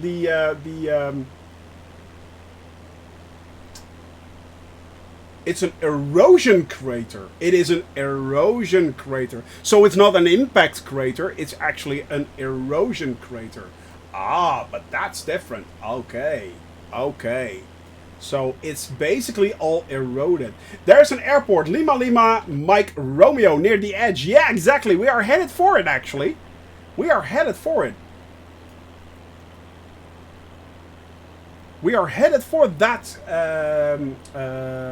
that airport, actually. The airport should be somewhere over there. So if you want to join us on our flight, you can take off from Lima Lima Mike Romeo. That should be over there. If you take off, you immediately should see us.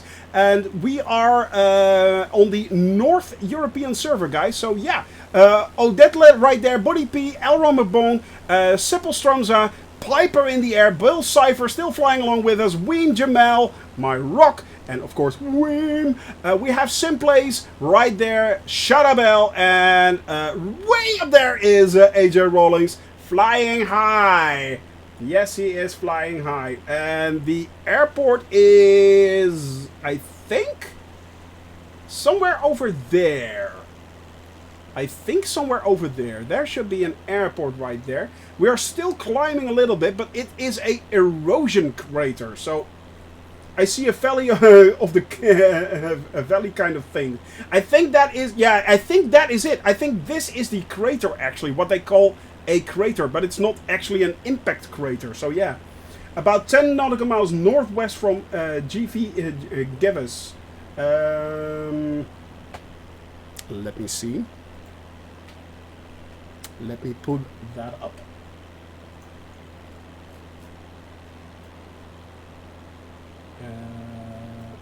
There we go. North. Yeah, okay. Yeah, this is it. This should be it. Roy, this should be it.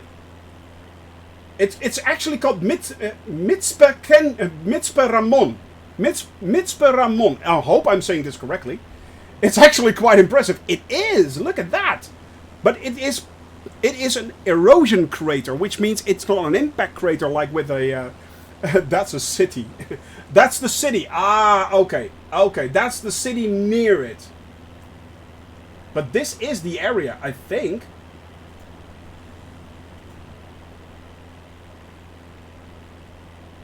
I think this is the area. Yeah, this is the area right here.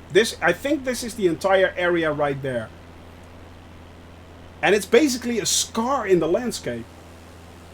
On top of the crater. Ah!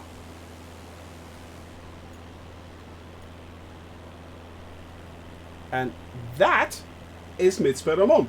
Right down there. This is Mitzperamon. And the runway... Where is the runway? It should be north of here. So if you follow that road right there...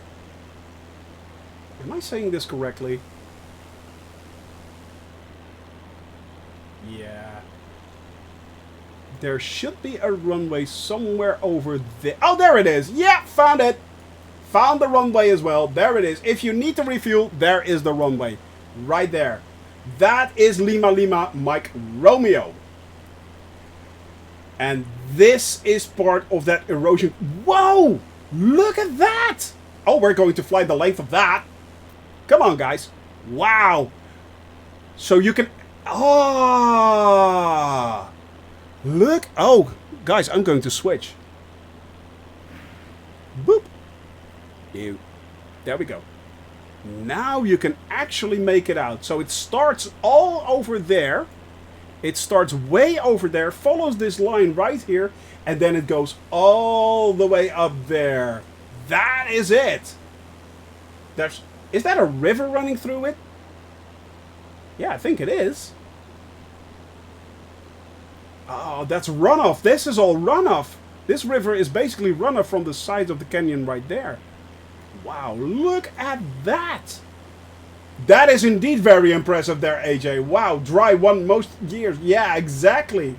Will you be flying tomorrow? Yes, Lachnet, I will be flying tomorrow. Tomorrow we are flying towards the over the Suez Canal, and we are then finally landing in Alexandria. We are landing in Alexandria. Wow, look at that, guys. That dry most of the... Yeah, exactly. Exactly. Wow. That is pretty cool. Especially if you're up a little bit higher. Then you can truly make it out. That is massive. That is absolutely massive. And this is just pure by erosion. This is done by the wind, guys. The wind. I mean, all you need is wind and time, and everything will erode eventually. Wind and time. That is all the planet needs. And it can do impressive things like that. Was it wind or water? This is wind. Wind erosion. Yeah. This is basically all done by wind, not water. I put a pic on Discord for a higher view. Oh, let's go check that out. Copy the image. No. Copy the link. Then we are going to switch and flick. Let me go over there again. In the browser, open that up. There we go. That's the view from apparently 20,000 feet up. That is what it looks like, guys. So yeah, pretty cool. And we are flying over that tiny little part down there. You can actually make it out already here as well. Wow, that is pretty impressive. That is pretty impressive. That was a good call right there, Roy. Good call right there. I like that.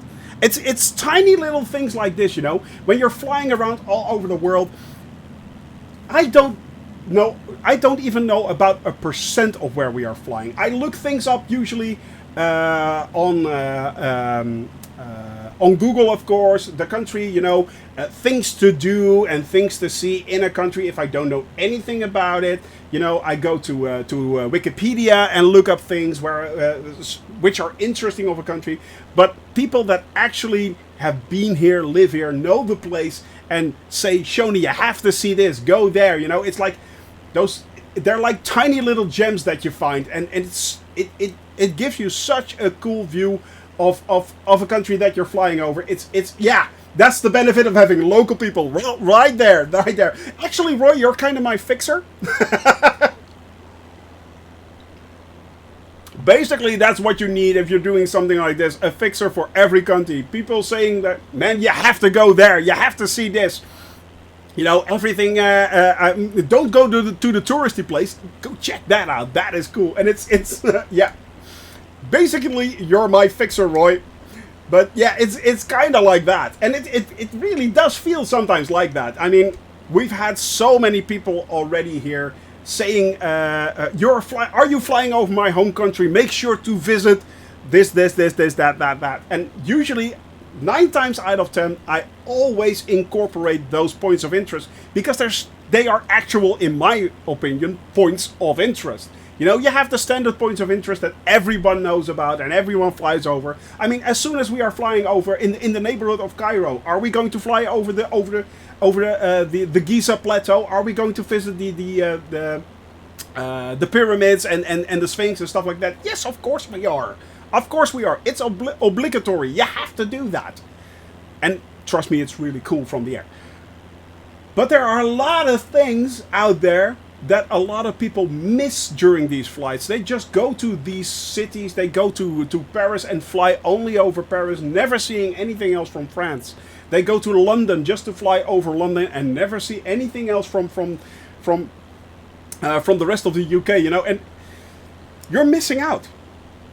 You're basically missing out, and that is why I started this flight.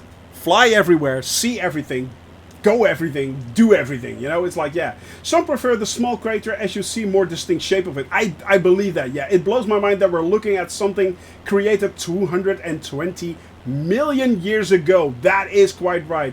Unless you fly over Bolton. We are going to fly over Bolton as well. I think we did, actually. Didn't we? Then you're not missing out much. Lots to fly over France. MSEP, yes. Yes, indeed. And hello, my friend. Yes, of course, our French flight was very, very cool and very interesting. And the funny thing was, actually, we did our French flight. And of course, after that, the World Update 4 was released with the Netherlands, Belgium, Luxembourg, and France update. And they also, when they do an update for a country or for several countries, they also release a bush flight accompanying that. The funny thing was that the bush flight that we actually that was incorporated into the game, into the flight simulator, was very similar to the flight we actually did. So it was like, yeah, we already flew a lot of these places. I recognized a lot of these places when I already flew over it. So yeah, that was pretty cool. From Bretagne to the French Riviera. Exactly. I need to fly over the Loire Valley with freeware castles along the river. MSEP, I can truly recommend that because that is exactly what we did. That is exactly what we did. All those beautiful chateaus was so cool to view. It was so cool to see. So yeah, I can really, really, really recommend this. By the way, we are going down again. Yes, we are headed down. Because we are now flying towards, I have to look this up. Where are we flying towards? We are flying towards Timna Park. That is where we're flying towards, and from Timna Park we are flying then on towards the over the Red Canyon into Egypt to Talba International Airport. From there on we are headed south. So yeah. Sorry, mate. Oh, sorry, Evil Worm. My girlfriend just sent me a cool thing on Facebook. It was about amphibious in Rotterdam. Coolest amphibious vehicle ever. No, I have not seen it, Evil Worm. I have not seen it. If you want, you could link it in Discord, please. Link it in Discord, my friend. Sorry, mate, had to check up on something and needed the last 30 minutes to fix my issue because I am well, I'm not doofus. Let's say a doofus. The last 30 minutes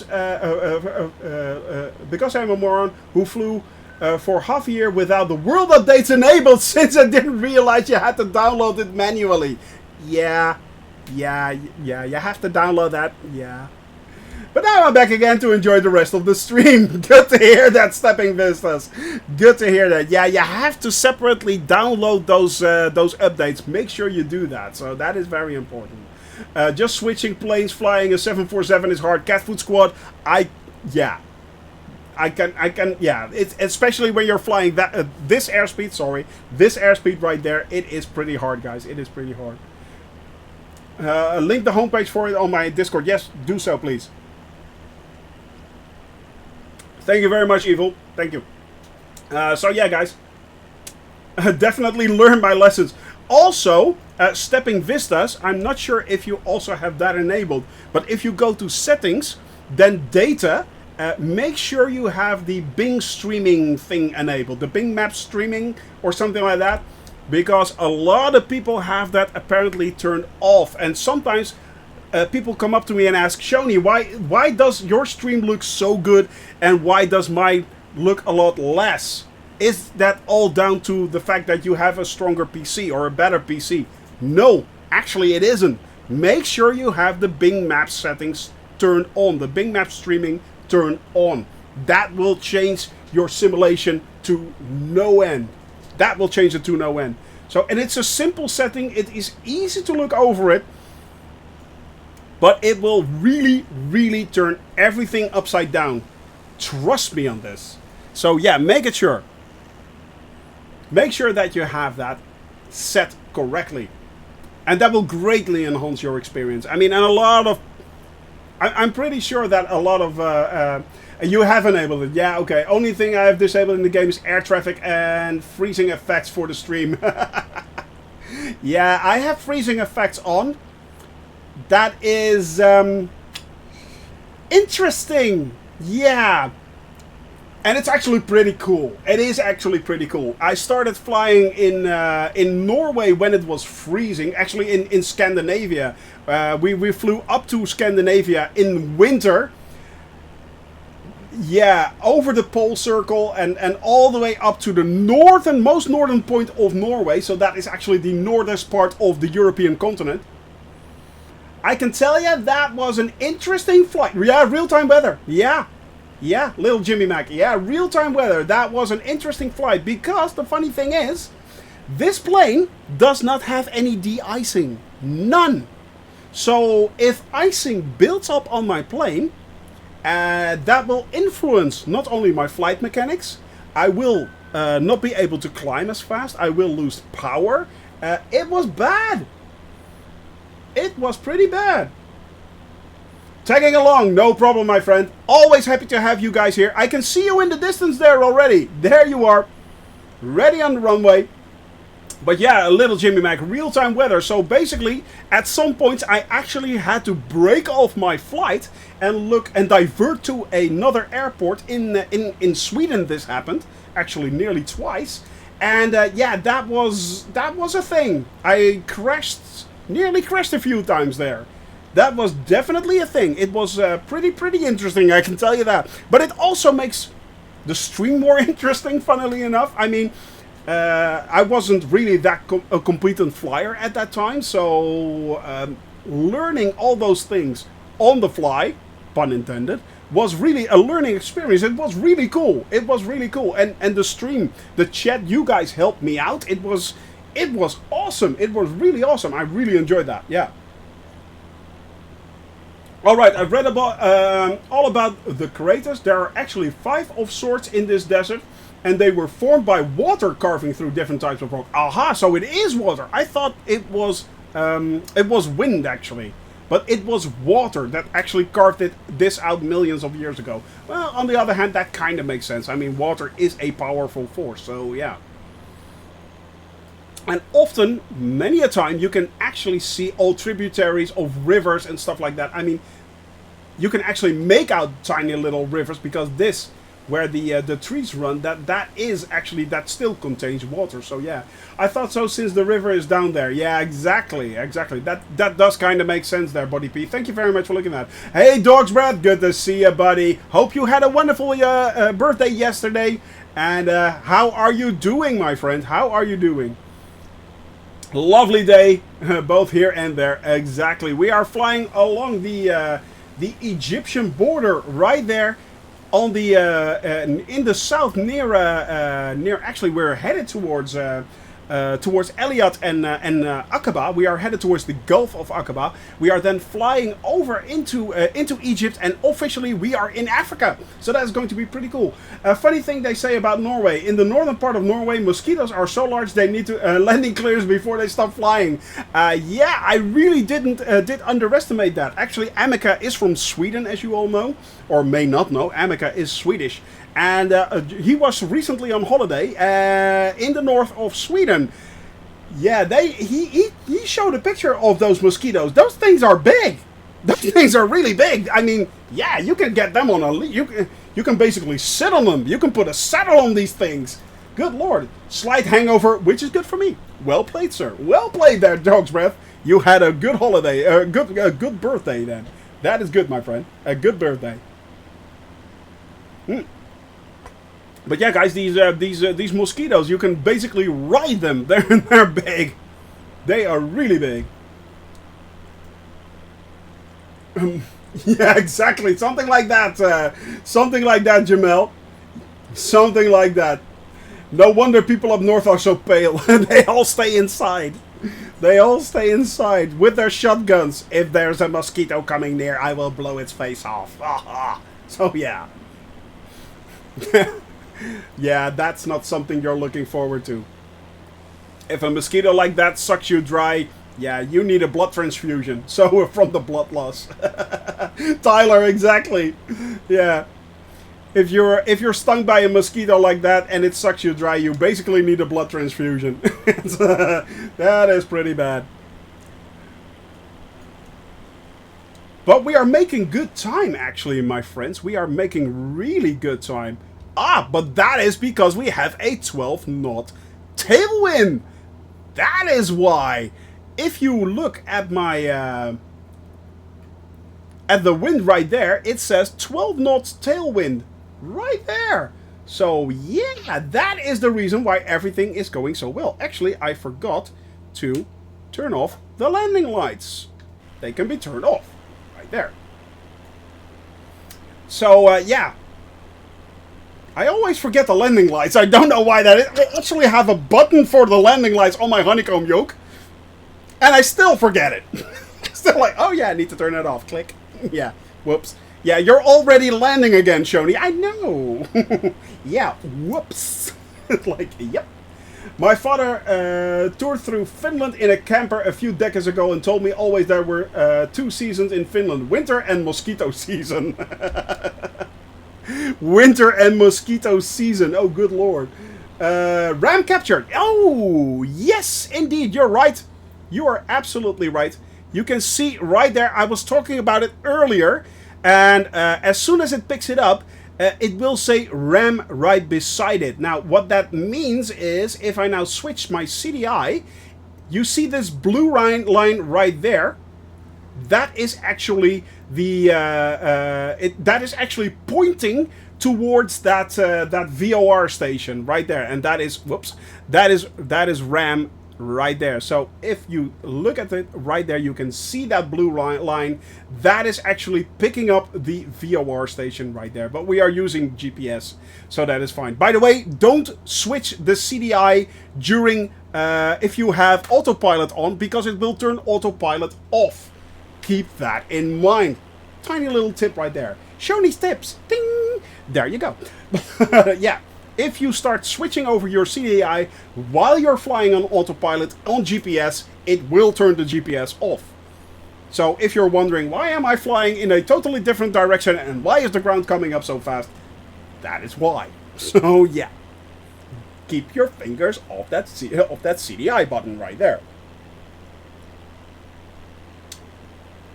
But if not, you can actually use that to set the VOR stations and figure it all out. And that is very handy indeed. That is very handy indeed.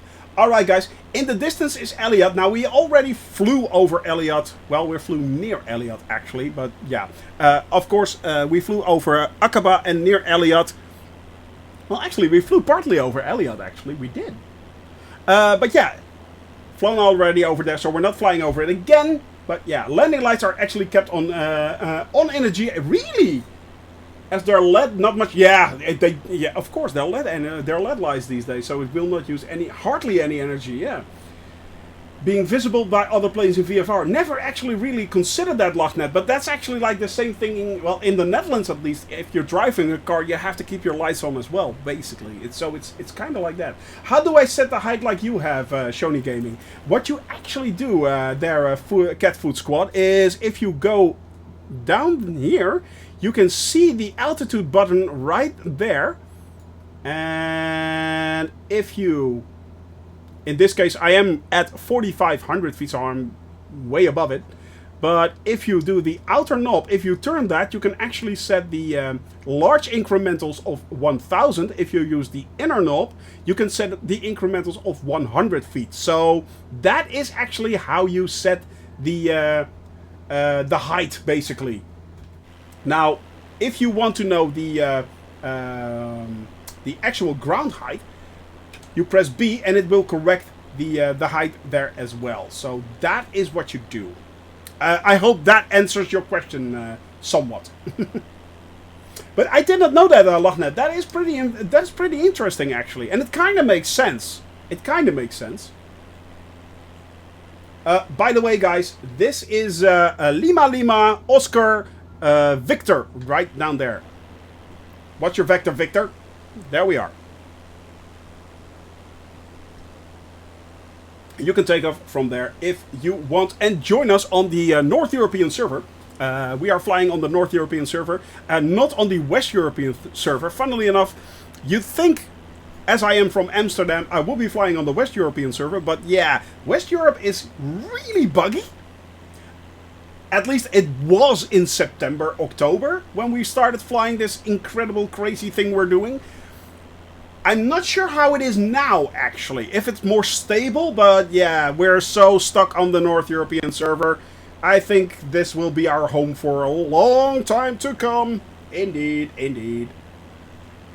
And as I said, if you want to fly along, no problem.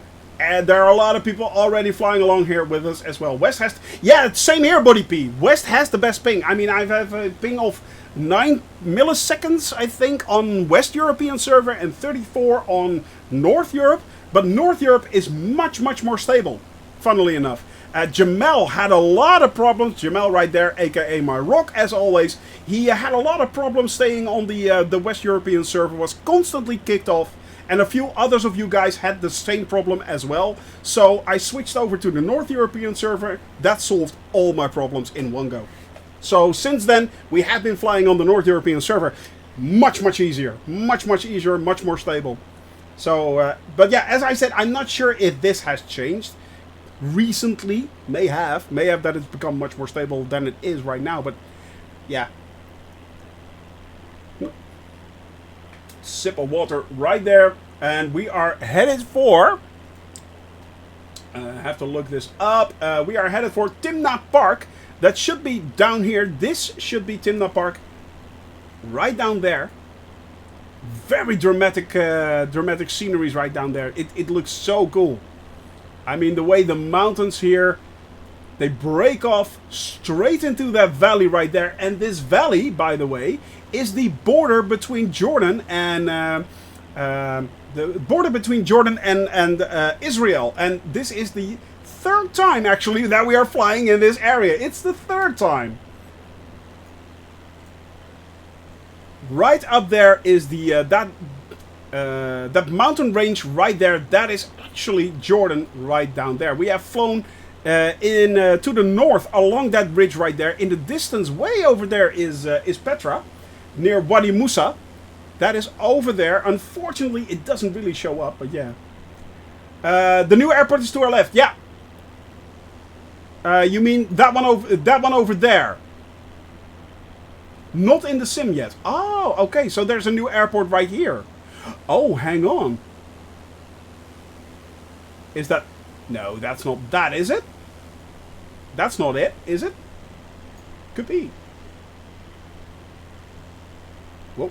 Bouncy, bouncy. Once again, as you guys can see, the turbulence that is running through this valley right here is actually simulated. and you can see your plane actually bounce up and down around it. It's pretty cool actually, and sometimes pretty scary. But yeah, after a while you get used to it. Suddenly your plane starts bouncing around. You're like, oh yeah, okay, there's a valley here or a mountain there, or that's the reason why. That is the reason why. We should be actually nearing the waypoint 4 nautical miles away. Oh. So we're actually flying back. I think we're flying back into... yeah, we're going to fly back into Jordan right there. Oh, that's funny. That is funny. But look at that, guys. That is pretty cool right there. A little bit of agriculture right there. To be honest, I think this is kind of glitchy. I think this should look different. Because you can make out these strange squares here. So, I'm not sure if this is the same in Google Maps as it is in... how does that look in... default? There we go.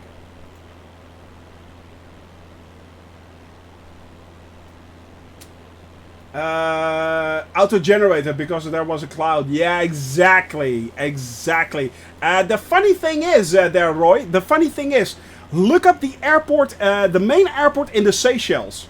You will actually see the same thing. The main airport is not there because it was cloudy that day, so it doesn't show up. And it's not in the simulator. It's not in Microsoft Flight Simulator. If you want to land on Seychelles, and on the Seychelles, you actually have to install, currently you still have to install a custom mod for that. You have to install that. It is really funny. Yeah, well, it's all down due to Bing Maps there, Buddy P. That's the problem, you know. It's like, yeah.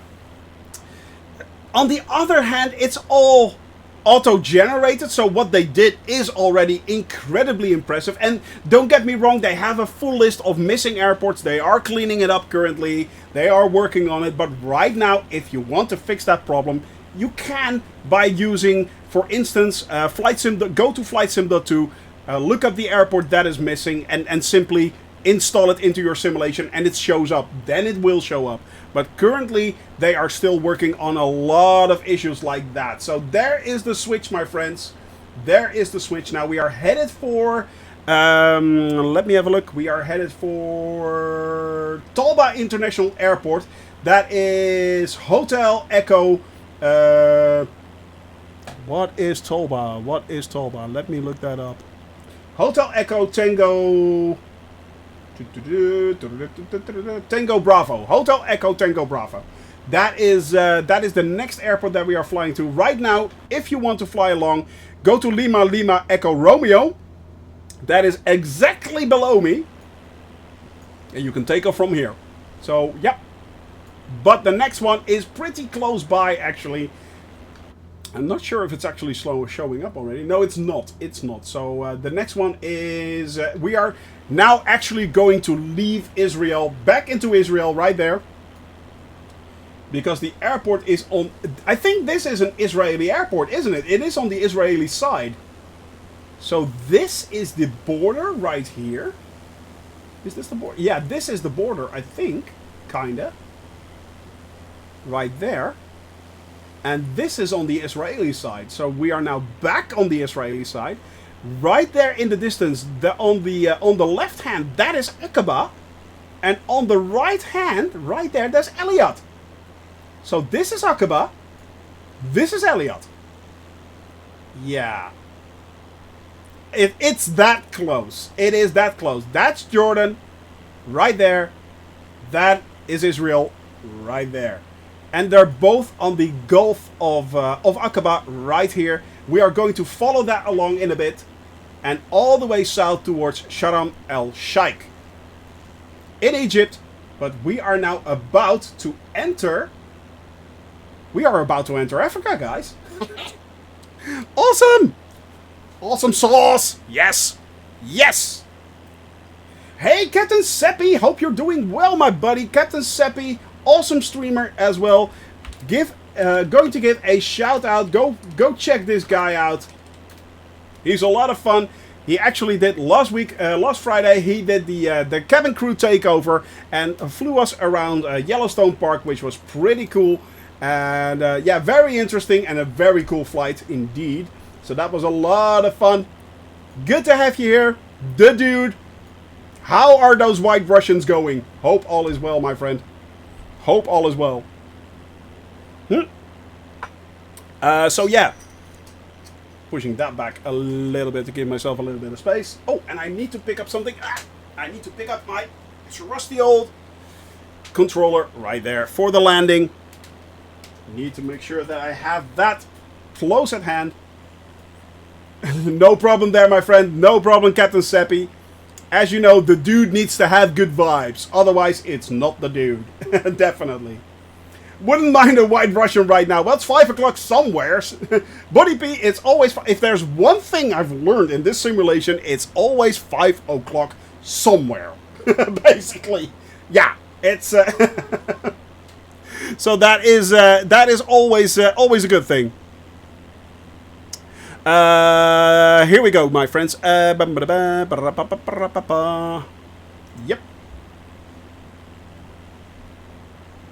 And this is right down there is Mount Neshev. Mount Neshev to our right, and from there on, I think that road. No, this here. This is the 24/7 is good for me. I believe it is, my friend. Dog's breath. I believe it is. Here is the border. We are nearing the border. Mount Neshev right there. And we are about to enter Africa. White Russian has cream and Kahlua in it. Consider it coffee. Actually, why not? Why not? All right, cheers, my buddies. Cheers.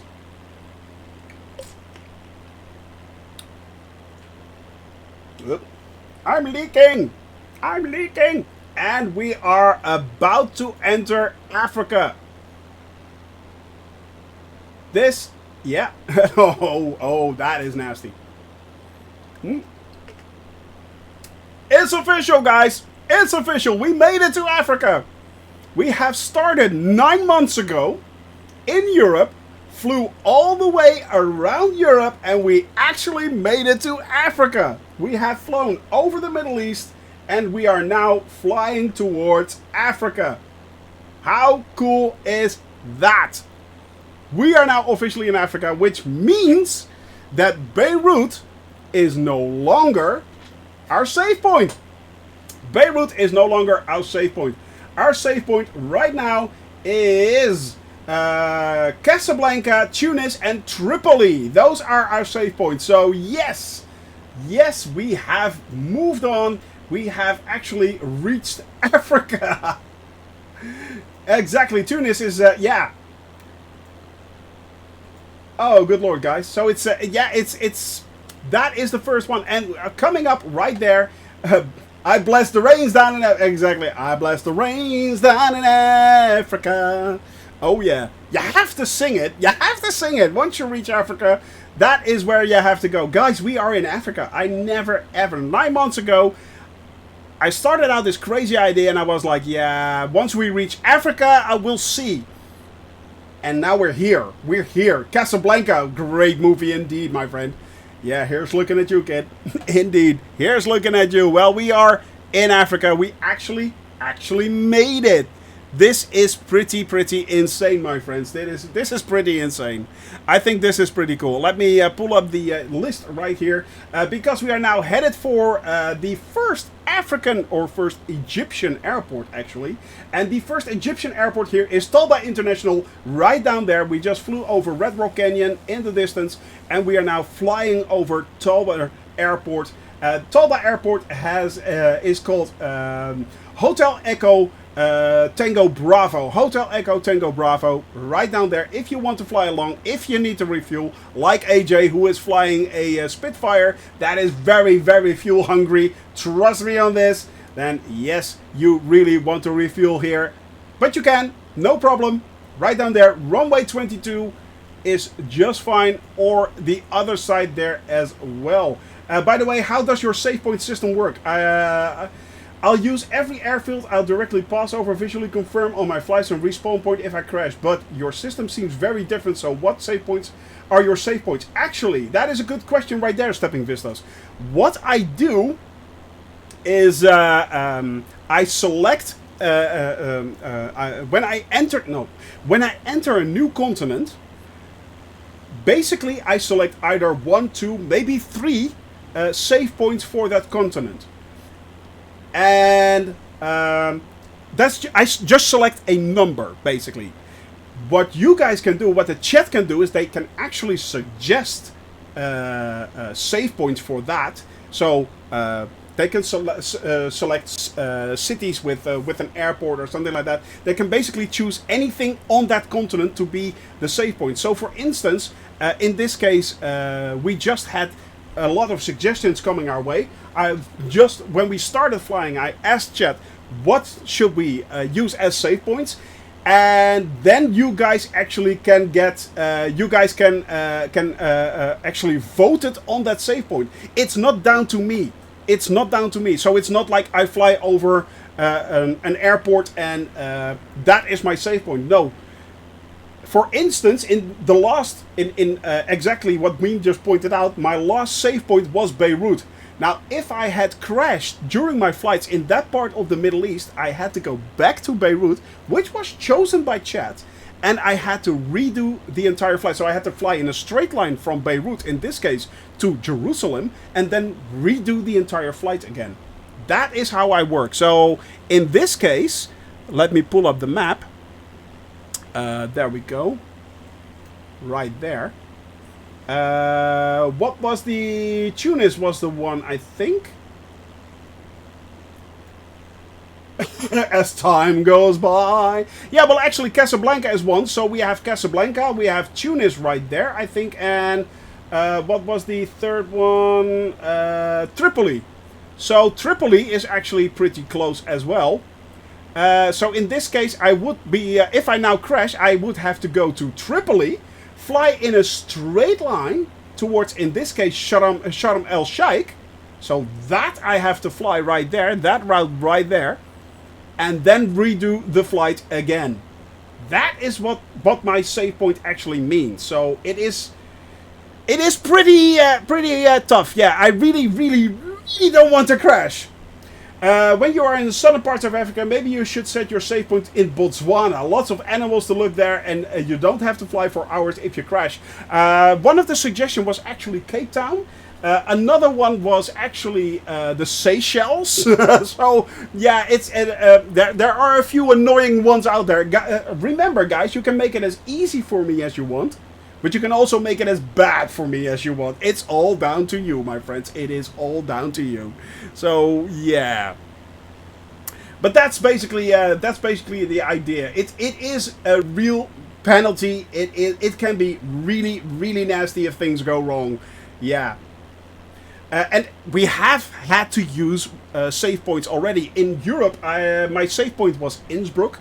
I actually crashed on the coastline of Lithuania, had to fly all the way back from Innsbruck to Minsk. That set me back 2 days of flying, and then had to redo that flight again all the way from Minsk to the Lithuanian coast, up to Latvia and to Riga. So that, yeah, exactly that one. That was actually my first crash right there. That was my very first crash. And the funny thing was, 15 minutes after I took off during that flight, I actually said, this plane right here is not meant for acrobatics. So no, you don't fly upside down, you don't do loops, you don't do barrel rolls and stuff like that. You don't do that with a plane like this because it's not meant to do that. And what does this idiot do? About 2.5 hours later, completely forgot just what he said and basically started flying upside down while turning back, forgot the airspeed and ripped my wings off. So yeah. It's a thing. It's definitely a thing. So, yeah, guys. Tomorrow, when you land in Alexandria, I expect walk like an Egyptian. Yeah, walk like an Egyptian. Oh yeah. Fly like an Egyptian. Oh yeah. Exactly that. What if you crash while taxiing? Do you have to go back to the save point then? Kind of depends, Evil Worm. I nearly crashed while taxiing during one of my flights in Finland, actually. But that was due to a gusting side wind that should not be there. And we were basically all blown off the runway. So that is, if it's down to the simulator itself, then if it's a mistake of the simulator, then it's fine. I can restart. But if I actually crash during that, I have to restart at my save point there, Evil Worm. Yeah, if I crash during taxiing, I have to I'm not sure actually because I landed already. So, what do you guys think? What do you guys think? Is it all the way? Am I safe when I land? Or am I safe? Huh. That's an interesting question. I never considered that, Evil Worm. I never considered that. Yeah. What do you guys think? So, hypothetically, I completed my flight now today on Sharm El-Sheikh. I land, and I actually crash during taxi. You're safe when the battery master is off. Exactly. But I can do that. I can do that right now. So, yeah. Crash while taxi shouldn't mean you need to go back to a save point. Planes can be fixed where you are, right? Well, that's true. That is true. That is kind of true. I am partial to saying if I landed, I'm good. And if I crashed after landing, when you stand still on the runway after landing. Jiminy Dutch. Well, there you go. There you go. Crash at a taxiway. I do remember the Greek island hopping tour in the ultralight. Yeah. That was bizarre. That was absolutely bizarre there, Charabelle. Yeah, I was basically in the ultralight. And it was only 15 knots or something like that. It was 12 or 15 knots. But yeah, you should not do that in an ultralight. That's interesting to say the least. We actually had to turn the wind off. We had to turn the wind off to take off. But that was funny. That was funny though. And I was wondering, why is this happening? Why am I constantly blown all over the place? That was pretty funny actually. Weem, I think once you get to 500 feet of air under you, then your safe point should become active. That is also true. That could be an option. So if you actually but the thing is, if I crashed during takeoff, and I nearly crashed during takeoff as well, how about that? How about that? I mean, taxis is one thing, but takeoffs, I almost crashed a few times during takeoff. I managed to save it, but yeah, it did happen a few times. Interesting question there. Never really considered that. Never really considered that. That is a thing. That is a thing. That is a thing, definitely. By the way, guys, this is the Gulf of Aqaba. We are now flying over. Right on our left-hand side, the Gulf of Aqaba, which basically, I think it drains out into the... where does it drain out into, actually? Where does that drain out into? Let me have a look. The Gulf of Aqaba, actually... of course, it drains out into the Red Sea. Duh. Oh, come on. Shoni, you should have known better than that. The Gulf of Aqaba, it drains out into the Red Sea right there. So this is basically an extension of the Red Sea. On the other side of this, well, basically it's kind of a sort of like a peninsula. And we are flying all the way around into the Gulf of Suez and then onwards over the Suez Canal. We will be doing that tomorrow. We are not flying to Cairo, by the way. We are doing that next week. So yeah. When you start to take off, the flight has started. So yeah, exactly. That is my opinion as well, Jiminy Dutch. As soon as I started flying, basically we're on a roll. So yeah. Do you have an African save point? Yes, it is actually, there are 3 of them. It is, blah, blah, blah. Let me have a look. That is Casablanca, Tunis, and Tripoli. Win. Casablanca, Tunis, and Tripoli. So yeah. We will stop in the middle of the Suez Canal. Yeah, maybe. There is a mod actually that does show up the blockage, the freighter that actually blocked the Suez Canal. There is a mod for that on Flight Sim 2. Steve Soluk, welcome to the channel. Thank you very much for that follow, my friend, and hope you are doing well. Hope you are having a lot of fun in this channel, because we are indeed. So yeah. Let me see. We will on the ground. I think you're okay. The cabin crew can just tip you back onto your wheels again. Yeah, I think that will be fine indeed. Yeah. Just for your information, your legs are coming out of the plane. Yeah. The thing is, Roy, that will only happen if you have not have my my livery installed. Then then my legs actually do come out of the plane. So it's basically turned into a Flintstones mobile. Wilbur Flintstones, meet the Flintstones. So yep. Airspeed dive. Do you have the Suez Canal ship mod, or has the ship already sailed? I think it's sailed. I think it's sailed. Yep, I think it's gone. Flintstone Airlines, indeed. Yes, we are here on leg power. running along. But if you have the actual livery installed of Shoney Gaming, then it does not show up anymore. It's basically a mistaken delivery. Oh, by the way, you are flying the H135. There is actually a... Oh, no problem there, Jamel. Thank you very much, as always, for being here, my buddy. And I hope you are doing well, my friend. Hope you're doing well. Thank you very much. You're awesome. My rock. Fraggle666 down there. Fraggle, if you're flying along with us, say hello. Roy, right there in the H135. Shoney and friends have to go off. Join you guys next time. Simplace SG. Thank you very much for being here as well. Have a wonderful day. Have a wonderful evening. Tomorrow we are continuing our flight from Sharm El-Sheikh, guys. So yeah, 1100 Zulu. Keep that in mind. AJ Rawlings right there. Richard Adams, welcome to the channel. Thank you very much for that follow, man. I really, really appreciate that. Hope you're doing well. We are currently here with Seppel Stramza. Roy is flying behind us. Body P right there. Dog's Breath. Ween. Recorder Track, aka Piper, of course. And we have Shadowbell right there in the distance, and AJ Rawlings up in the air. Fraggle down below us. Not sure, Fraggle, if you're flying along, but if so, say hello in chat. I always like to point out people, so that is good. And this is very, very dramatic. Ah, you are Fraggle. Ah, Richard, you are Fraggle. Well, there you go, my friend. There you go. Hope you are having fun on this flight. Today we are continuing on. First, we are going to divert actually a little bit towards Mount St. Catherine, I think it's called.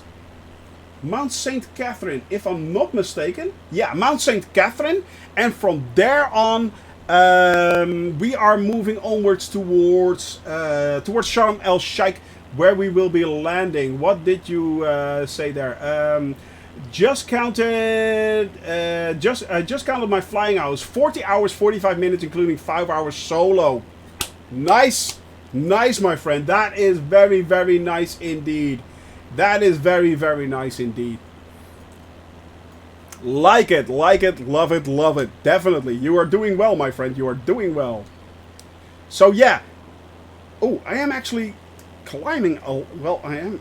Am I climbing? Now I'm descending like crazy. Why am I descending? First climbing like crazy and then descending like crazy. So, yeah, you are well on track. Indeed, you are, buddy. Yes, you are. You are quickly becoming a competent pilot right there. PPL incoming. PPL incoming. That is good. That is absolutely great. Let me see. How long do we still have to go? 39 nautical miles. So that is about... Quick calculations. About 20 to 25 minutes before we actually reach the next waypoint. That is Mount St. Catherine. Well, actually... I think we can actually make out Mount St. Catherine right there in the distance. I think that is it. Nueva right down here below. The town of Nueva right there. And it's already on. This is already very much a touristic area right here. Of course, along the coastline.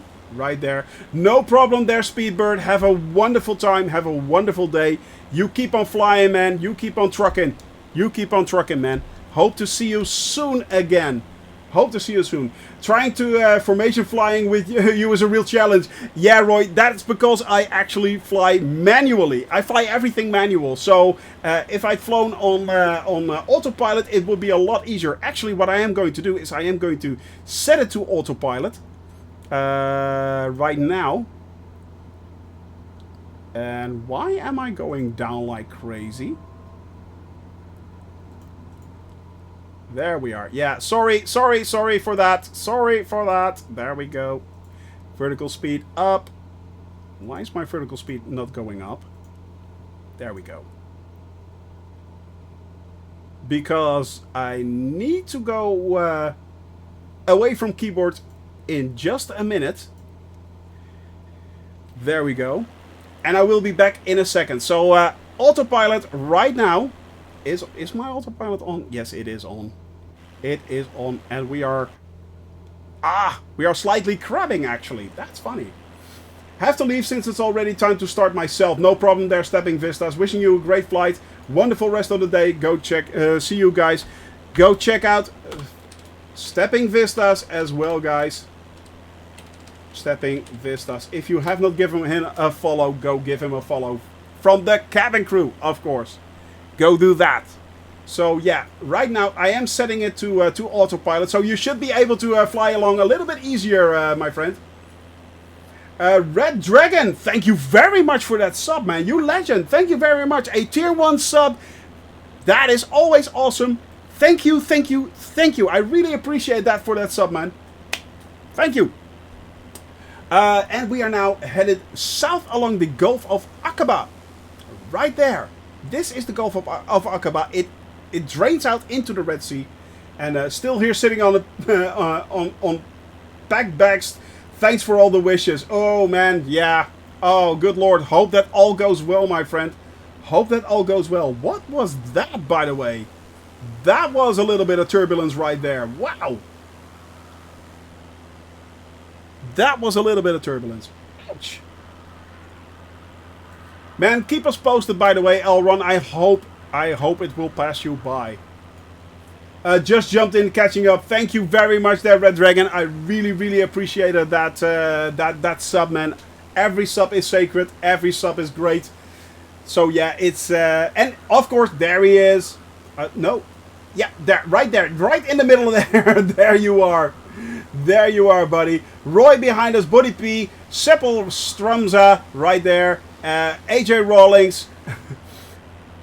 Buddy P just blasted past us. Sharabel in the distance right there. We have Fraggle right down below us. That is, I have to look that up. Richard Adams. Sorry, Richard. Fraggle right there. We have Weem, of course. El Romer Bong. Dog's Breath. And Piper, AJ Rawlings. Flying along with us in the cabin crew. If you want to fly along with us, that is no problem, of course. Just hop on the North European server. We are flying on the western bank of the Gulf of Aqaba, between Eliat and Sharm El-Sheikh, nearly in the middle. And if you want to join us, simply do so. It's a lot of fun flying along, having a little bit of fun, and seeing the world in all its beauty. And look at this, guys. It is absolutely stunning. It's absolutely beautiful. Look at that. Wow. So nice. So cool. Lovely place here. Very rugged. Very rugged. That indeed it is. I mean, this is basically what it looks like when I think of Egypt and when I think of deserts and stuff like that. This is really what it looks like. Yeah, in my head, but it actually does look like that. So it's pretty cool. That is pretty cool, guys. I'll be AFK for a second. I'll be right back.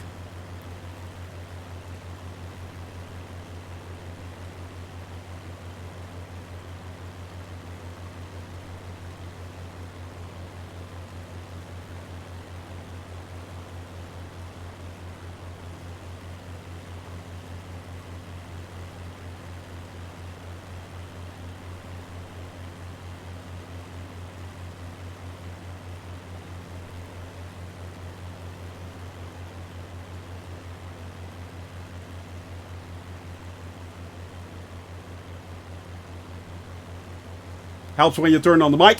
And I'm back. There we go. All right. So I can turn off the autopilot again. There we go. And we are still moving. We are still grooving, my friends. We are moving and grooving along the coastline of the beautiful coastline of the Gulf of Aqaba, actually. It really does look impressive. And yes, I am on live weather. Fully live weather right here. Live time as well. Actually, we switched back. We switched back to Central European Standard Time again. So it's in Jordan we've actually crossed over an hour in advance, so an hour ahead. But right now we are back on my normal time actually. So that is pretty cool. And as soon as we are eventually flying over from, let me see, once we circled around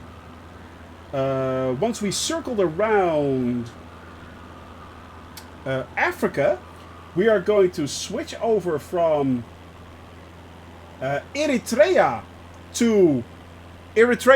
and Ethiopia to Yemen. By that time we are actually moving on east. So first we are moving up through the entire Middle East. Actually, we are flying all over. We are flying over Yemen, Oman, the United Arab Emirates, Dubai, of course. We are flying over Saudi Arabia, Kuwait, Iraq, then all the way up into Iran, Georgia, Armenia, and on and on and on. So yeah, that is going to be a long way. The new save points are up exactly there. Africa save points are Casablanca, Tunis, and Tripoli. Those are the save points, yes. That is pretty cool. Thank you very much there, Weem, as always. That is, I like that a lot. Thank you very much, my friend. So yeah. But right now, we are flying towards, we're soon diverting actually to the west. Because we are, and we need to climb, guys. We need to climb. We need to climb because coming up is actually Mount Saint Catherine. Actually, that is way over there in the distance. And from there on, we are flying then back towards. Wow, bouncing around right there. We are flying back towards Sharm El-Sheikh, and there we will be landing today. That will be our final destination for today. Tomorrow we are taking off from Sharm El-Sheikh. We are flying along the coastline of the Suez, towards the Suez Canal. Actually, flying all the way along the Suez Canal, all the way up towards Alexandria eventually, and there we will land on Friday. Raccoon Rising, good to see you, buddy. Hope you're doing well. We are flying along the Suez Gulf all the way up to the Suez Canal, flying then along the Suez Canal all the way north to Port Said. From Port Said we are flying all the way along the coastline of the Mediterranean towards Alexandria, and there we will be landing. Now Saturday we are doing actually our first Sim Talk. Yes, I am doing my first stream on Saturday actually, and we are doing the Sim Talk stream. The Sim Talk stream is a talk show about all things Microsoft, all things Flight Simulator. So not only Microsoft Flight Simulator, but also X-Plane, also Prepared, and everything around it. We're talking to streamers, we're talking to creators, we're talking to modders, we're talking to anyone who wants to talk about Microsoft Flight Simulator. And the first two guests are actually the Flying Fabio and Tuto Murphy. Those are the two guests. We're going to talk all things Microsoft Flight Simulator, and of course we are going to discuss the upcoming Sim Update 5 and how that will impact us all. So yeah, Sim Update 5, the Xbox release, we're going to discuss that as well, and of course we are going to discuss how they actually started out and how they feel about flight simulating and flight simulators, how they like the community and everything, and that's what we're going to talk about. So it's going to be pretty cool. Tuto Murphy indeed, baby. Buddy P indeed. So yeah, it's as I said, Tuto Murphy on Saturday, as well as the Flying Fabio, the maestro himself, What an awesome bunch of guys to start out talking to about all things Flight Simulator. It is so much fun. This simulator has changed my entire life. It is one of the most fun... moist. It's a little bit moist today. Indeed it is. But yeah, it's a lot of fun, guys. And I'm having... It changed my life. It absolutely changed my life. It is so much fun flying around, not only seeing the entire world as it's supposed to be. I mean, this simulation is perfect for VFR flying, and it's going to get better. It's only going to get better. And I don't mean frame rates or anything like that. It is going to be, yeah, same here there, Ty, same here. It's going to be pretty awesome. And indeed, sometimes probably a few mistakes will be made. A few mistakes will be made. Hey, it's me, you know. It's yeah, foot, mouth, hello, you know, things like that. So yeah, it's and that Sim Talk show is just a platform for, not a platform for me or anything. No, it's a platform for all things Flight Simulator. Basically, even all things simulator maybe in the future. But right now, all things Flight Simulator, that will be Sim Talk, and it's going to be pretty cool, I think. So yeah, really looking forward to that. And as I said, it has changed. This has changed my life so much. I mean, just seeing the world in all its beauty, but not only that, meeting all you guys and gals, creating this great community that supports each other, helps each other out, flies along with me, having so much fun all together. You guys rock. You guys are awesome. And if I have not said this enough, I say it now. You guys are all awesome. From the lowest lurker, or the lowest lurker, from the largest lurker. Sorry, I meant largest lurker, to the highest subber, to everyone else flying along with me. It is awesome. It is truly awesome. Sorry guys, won't be able to make it today. Stuck at work, drunk simming. Do not worry about that, man. Do not worry about that. Don't worry. It's fine. Rumor has it that the universe is really a simulation. Actually, funny thing is, Ty, that is actually not a rumor. It's actually a theory. It is actually a theory that the entire universe is indeed a simulation. Yeah. So yeah, and maybe it is if you see this. Yeah. Maybe if you see this, maybe it is. Who knows? But yeah, that is indeed a theory. That is indeed an actual theory. And yeah, Matrix style. Yeah, kinda like, yeah. I think Elon Musk also commented quite often on this, that the entire world is probably a simulator. Although I do think that they already ruled that out. I'm not sure. There are a few experiments done that basically rule out that theory. So yeah, but it is still a theory. So that we are all basically Sims running around in a very elaborate, game. If humans made a simulator and the AI becomes sentient, wouldn't we just turn it off because we are afraid? Evil Worm, yeah. I mean, there is a reason why, for instance, Stephen Hawking, Elon Musk, and a few other great minds actually warned us about artificial intelligence. There is an artificial... Deja vu is a glitch. Well played there, Richard Adams. Well played. There is no spoon, apparently. But yeah, and everything tastes like chicken. So, if the real world is a simulation, wear an aluminium helmet and don't fall off the flat earth. Exactly, Raccoon Rising. But yeah, it's... So Shoni is sim playing in a sim. Yeah, kinda. Kinda like that, yeah. It's, yeah. There's a little bit, it's a little bit double, but there it is. But yeah, guys, no, it's basically, I think the theory has been disproven already, if I'm not sure, but yeah.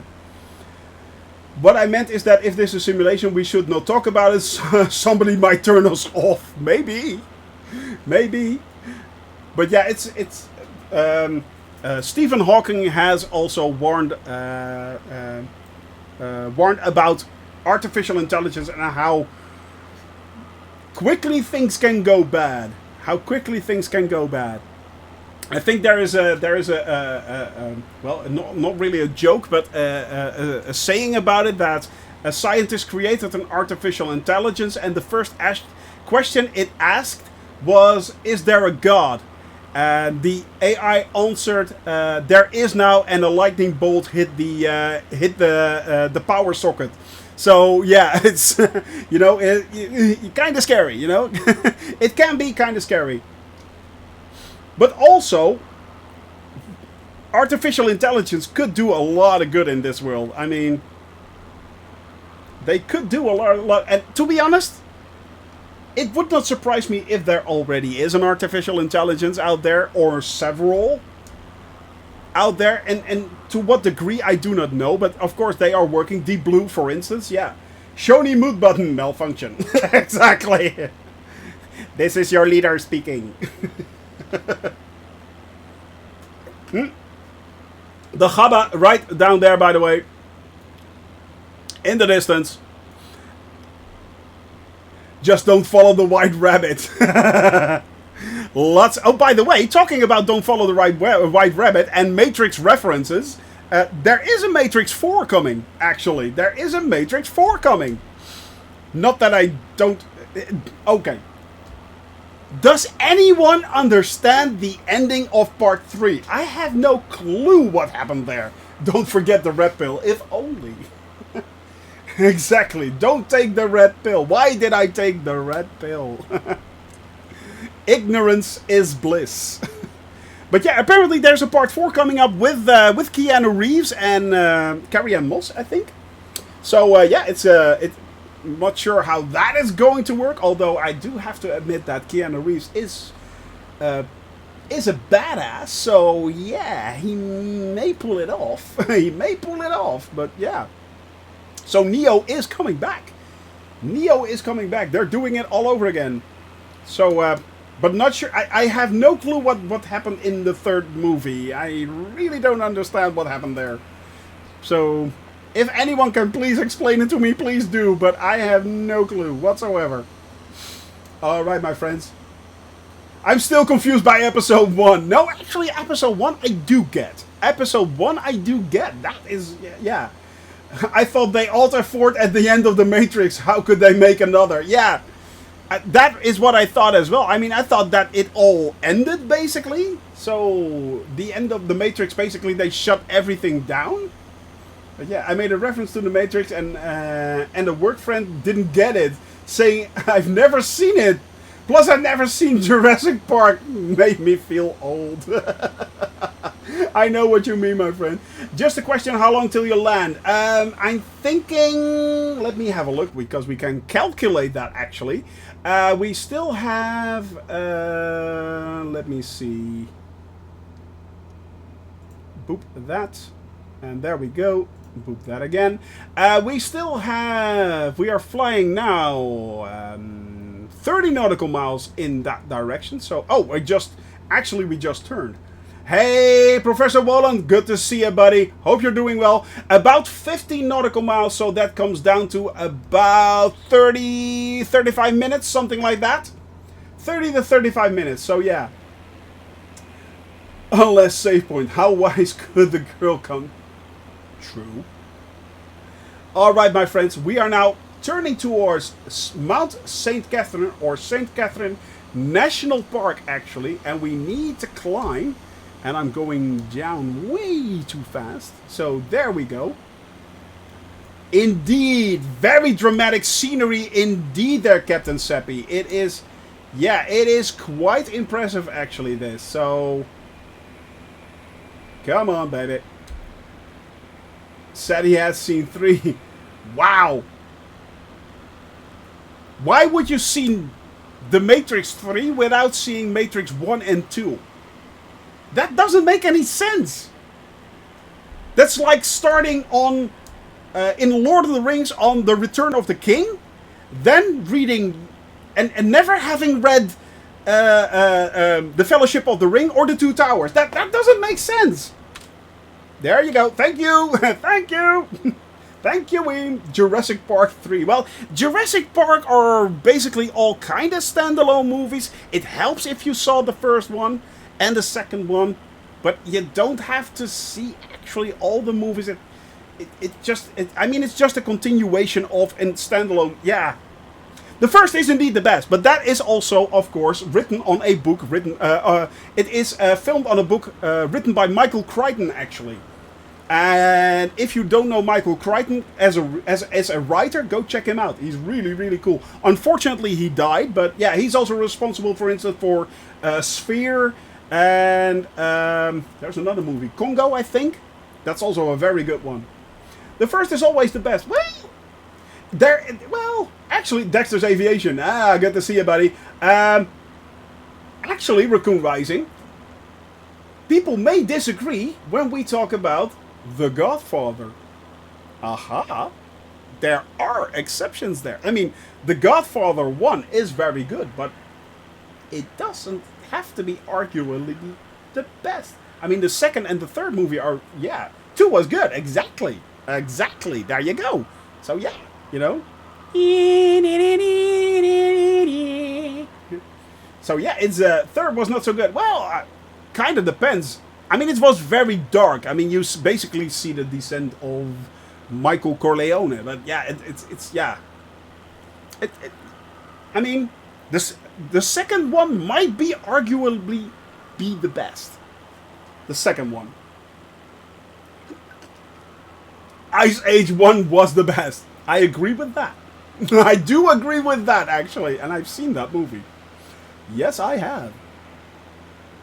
No problem there, John Twitch. Good to see you, man. As always, thank you very much for being here, and I hope you have a wonderful afternoon, my friend, or a wonderful evening.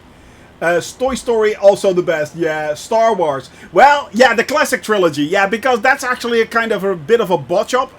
It's such a mess. I mean, they released basically part 3, 4, and 5. I actually saw the original release in the movie theater with my father when I was 8 years old. Yeah, so yeah, I saw A New Hope Part 4 actually in the movies. So 4, 5, and 6, that's the first they released. Then happened 1, 2, and 3, which, yeah, Jar Jar Binks, let's not go there, shall we? And of course 7, 8, 9 recently, which, yeah, I wasn't a fan, you know, I wasn't a fan, to be honest. 4, 5, and 6 are, in my opinion, are still the best. But I did like Rogue Squadron, was it called? I did like that one, actually. Every year at my birthday, my wife must watch all Star Wars movies. I love it. Oh, you crew, man. I like it. So, yeah, Rogue One. Yeah, Rogue One. That one. I like that one. I really did like Rogue One. That was a good one. That was... yeah, that kind of felt like 4, 5, and 6 again. Yeah. And I love the... Yeah, well, okay, I'm not going to do spoilers, but it was a great movie, yeah. You talk a lot about movie quotes. Do you know this one? What you see on the screen up here is a fantasy, a computer-enhanced hallucination. Ooh, it sounds familiar, Evil Worm. It does sound familiar, yeah. Mandalorian was, yeah, arguably the best... Mandalorian is it, but then again, you know, that's by Jon Favreau, and I mean, everything that guy touches is basically, it turns to gold. I kind of liked Solo. It wasn't what I hoped it would be. Yeah, it is. It is highly dramatic there, Body P. Yeah, I had the same thing, Lachnet. I mean, it wasn't for just a Star Wars movie. It was kind of okay. I mean, it was better than Star Wars 1 and 2. So yeah, I didn't think it was that bad. I didn't think it was that bad, actually. It wasn't the best. No, it wasn't. But I'm pretty sure you've seen the movie several times. Oh, from War Games, man. War Games was such a good movie too. Yes. Yes. It was such a good movie. Would you like to play a game? It was so good. The tic-tac-toe scene where everything goes in tic-tac-toe and then it suddenly starts to launch everything in all those scenarios and starts to figure out no one actually wins. That was so good. That was so good. Oh, that was awesome. It really, really is good. You should. Matthew Broderick, when he was really, really young. Yeah. Best movie for me, Apocalypse Now, Redux, Full Metal Jacket. Yeah. Also very, very good. Also very good. Why are we taking this hill, Sergeant? Because the brass wants a new parking lot, son. That's, yeah, okay. That kind of set the tone. Password is Joshua. Exactly. Exactly. With the dial-up modem still. So, yeah. Wow, look at this, guys. It's really dramatic here. It is truly dramatic area right down there. That is, and it's a national park, by the way. It's St. Catherine's National Park where we are now flying over. So yeah, it was a long time ago, indeed. Have you noticed the work they're working on Indy 5? Poor Harrison Ford. And by the way, the 4th film never happened. Charabelle, yes, yes, and apparently, I know someone who actually saw part of the script. Apparently. And if you think 4 was bad, apparently 5 is worse. So I have no clue what they're going to do, but yeah, no, they should have stopped at number 3, you know? Number 3, first 1, then 3. Arguably, yeah, it's, man. Indie, love me some indie, but only 1, 2, and 3. So, yep, definitely. Definitely. Look at this, guys. All these canyons here, and wow, wow. This brings back memories. Passwords like computers weren't very complex in 1983. No, they were not. I can tell you that from experience, actually. Yeah. Was the best. Big thanks to Sean Connery, indeed. Indeed. Indeed. Indy was the name of our dog. That was so funny. Indy was the name of our dog. The Young Indiana TV series. I've never seen The Young Indiana. I've never seen that. At least I don't think I did. Yeah, I did. I did. Wasn't that with... who was that with?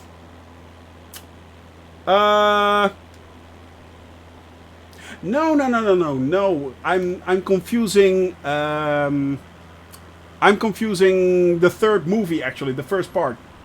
No, I've never seen the Young Indiana Jones series. No, yeah. X marks the spot. Boing. Exactly. X does mark the spot. Clunk. There it goes. In Venice, yeah, let's let's rip open let's rip open the floor of a church, former church, now library. Let's do that. No one will notice me punching a hole straight through the floor. Sure.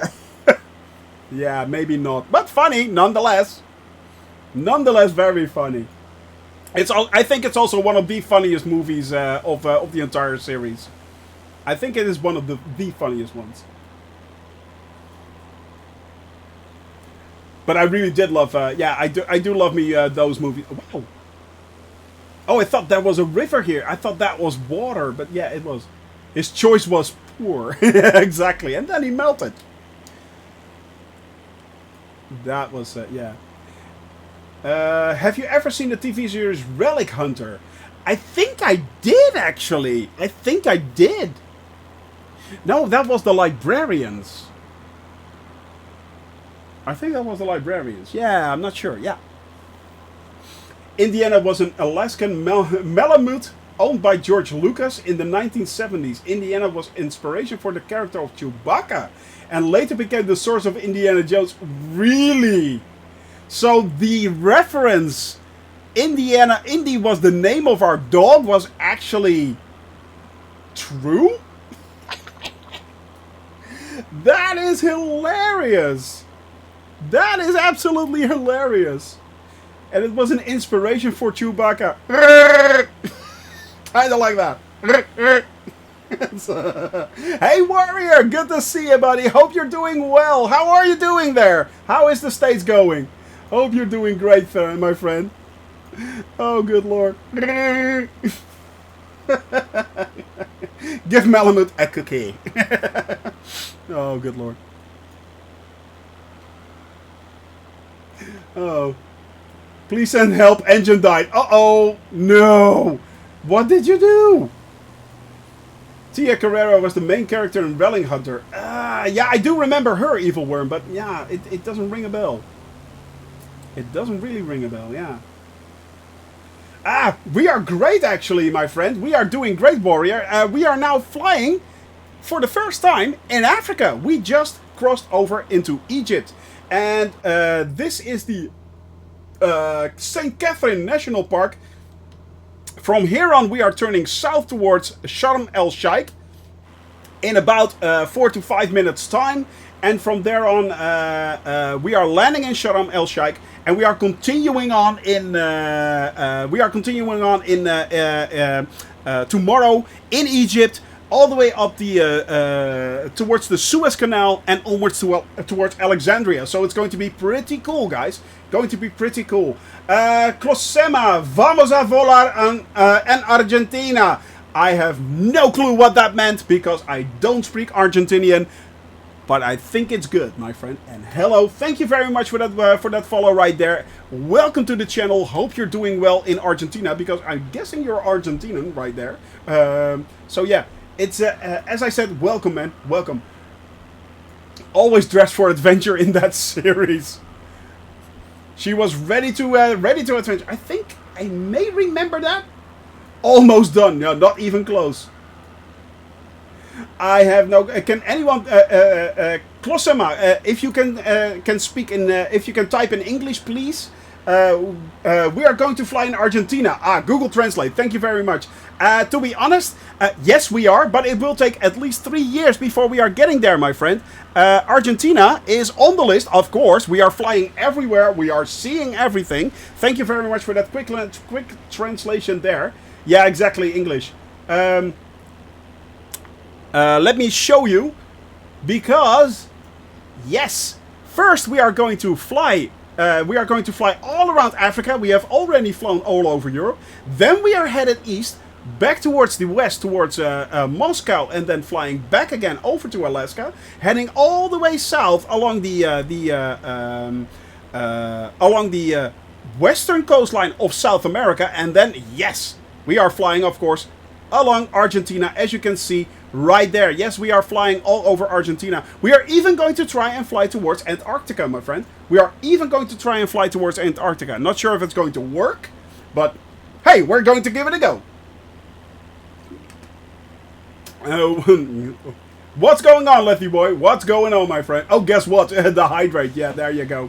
There you go. Yeah, unfortunately, I don't speak Spanish or Portuguese, so I am truly sorry. I really need to get the hang of that. But yeah, guys, but we are flying everywhere. We are seeing everything. Yes, yes. I mean, this is not simply a statement right there. That is the truth. That is the absolute truth. We are flying everywhere. Right down there on the back of the plane. Fly everywhere. See everything. It is right down there. That is not a simple statement. That is the truth. Okay. Well, okay, I can say that. But yeah, it's as I said, going all over the place. We are going to fly in a field in the shape of a guitar. That is Cordoba, Argentina. If you search for Google field guitar, it appears. I will definitely. Klosema, thank you very much first for that point of interest. That sounds really cool. Could you place that in Discord, so I do not forget to add that to the flight? So I do not forget to add that to the flight, because that sounds really cool. Samofrisa, cockpit. Yes, this is the cockpit, but I am usually flying outside to enjoy these beautiful, beautiful views right there. So, dos cervezas, por favor. Yeah, I do understand that. I do understand that, of course. Yeah. I'm from Barcelona. I know nothing. Exactly. Oh, that is an old reference right there, Piper. That is an old reference right there. Oh, wow. So, yeah. Manuel, no eye list. Exactly. Know thy classics, my friend. Know thy classics. Aerostream, hello, buddy. How are you doing? How are you doing, my friend? Hope you're doing well. This is the switch right here. We are now headed towards Sharm El-Sheikh. No, Weem. You did that on purpose right there. Faulty towers. Faulty, not that. So, yeah. You're great. How are you? I'm doing great, my friend. We finally reached Africa. We are now flying in Egypt. And I only have 28 nautical miles to go. Then we are going to land on Sharm El-Sheikh. From there, we are tomorrow taking off, flying all the way around the peninsula, all the way up north to the Suez Canal. And we are then flying along the Suez Canal to Alexandria. Then on Saturday, we are going to do the Sim Talk show. That will start at 11 or 1200 Zulu. And on that Sim Talk show, we will have the Flying Fabio and Two-Tone Murphy. They will be. I will be talking to them and discussing how everything is going for them. We will be talking all things flight sim. We are talking about the new sim update, the new Xbox release, of course. So it's going to be pretty cool. The intro always had the name mixed up. I'm pretty sure it was one of the. Oh, that is true. Yeah, that is actually true. That is quite true. That is quite true. So yeah, it is going to be pretty cool the coming days, guys. I'm not done yet. On Saturday it will be my first Saturday stream. Actually, I never streamed on Saturday before, so yeah. Interesting. Whoa, lot of turbulence here. But look at this, guys. Actually, that side over there, that is the Gulf of Suez, right there. And that side over there is the Gulf of Aqaba. You can see both. Did I get this wrong? No, I don't think I did. Is this still the Gulf of Aqaba? Yeah. Yeah. Right there. That is the Gulf of Suez. Yeah. So you can see both sides. You can see both sides right there. Buddy P! Get out of that canyon right there, buddy. Get out of the canyon.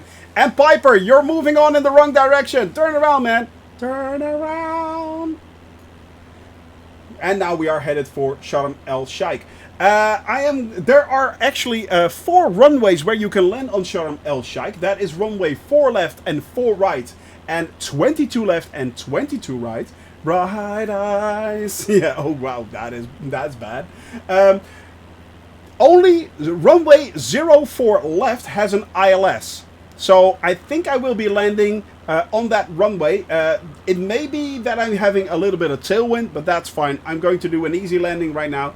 As always, if you're flying along for the first time, please stay up in the air. Buzz whatever can you. Oh, buzz whatever can you I like.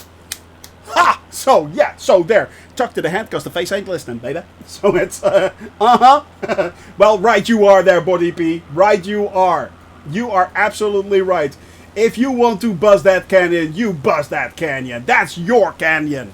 That is your canyon, friend. Yes. You can do whatever you like. Yes, you can. Yes. Super diving in Sharm El-Sheikh. Exactly. Sharm El-Sheikh is very well known for its diving locations. Indeed, that is very true there, Dog's Breath. Yeah. See you down there cutting the grass. And there he goes again. Skirting the other canyon right there. We're headed for Sharm El-Sheikh. And guys, stay up in the air. If this is the first time that you're flying along, stay up in the air. Let me land first. Then you guys can come in after that. And we will do a landing all together. That should be good. All right.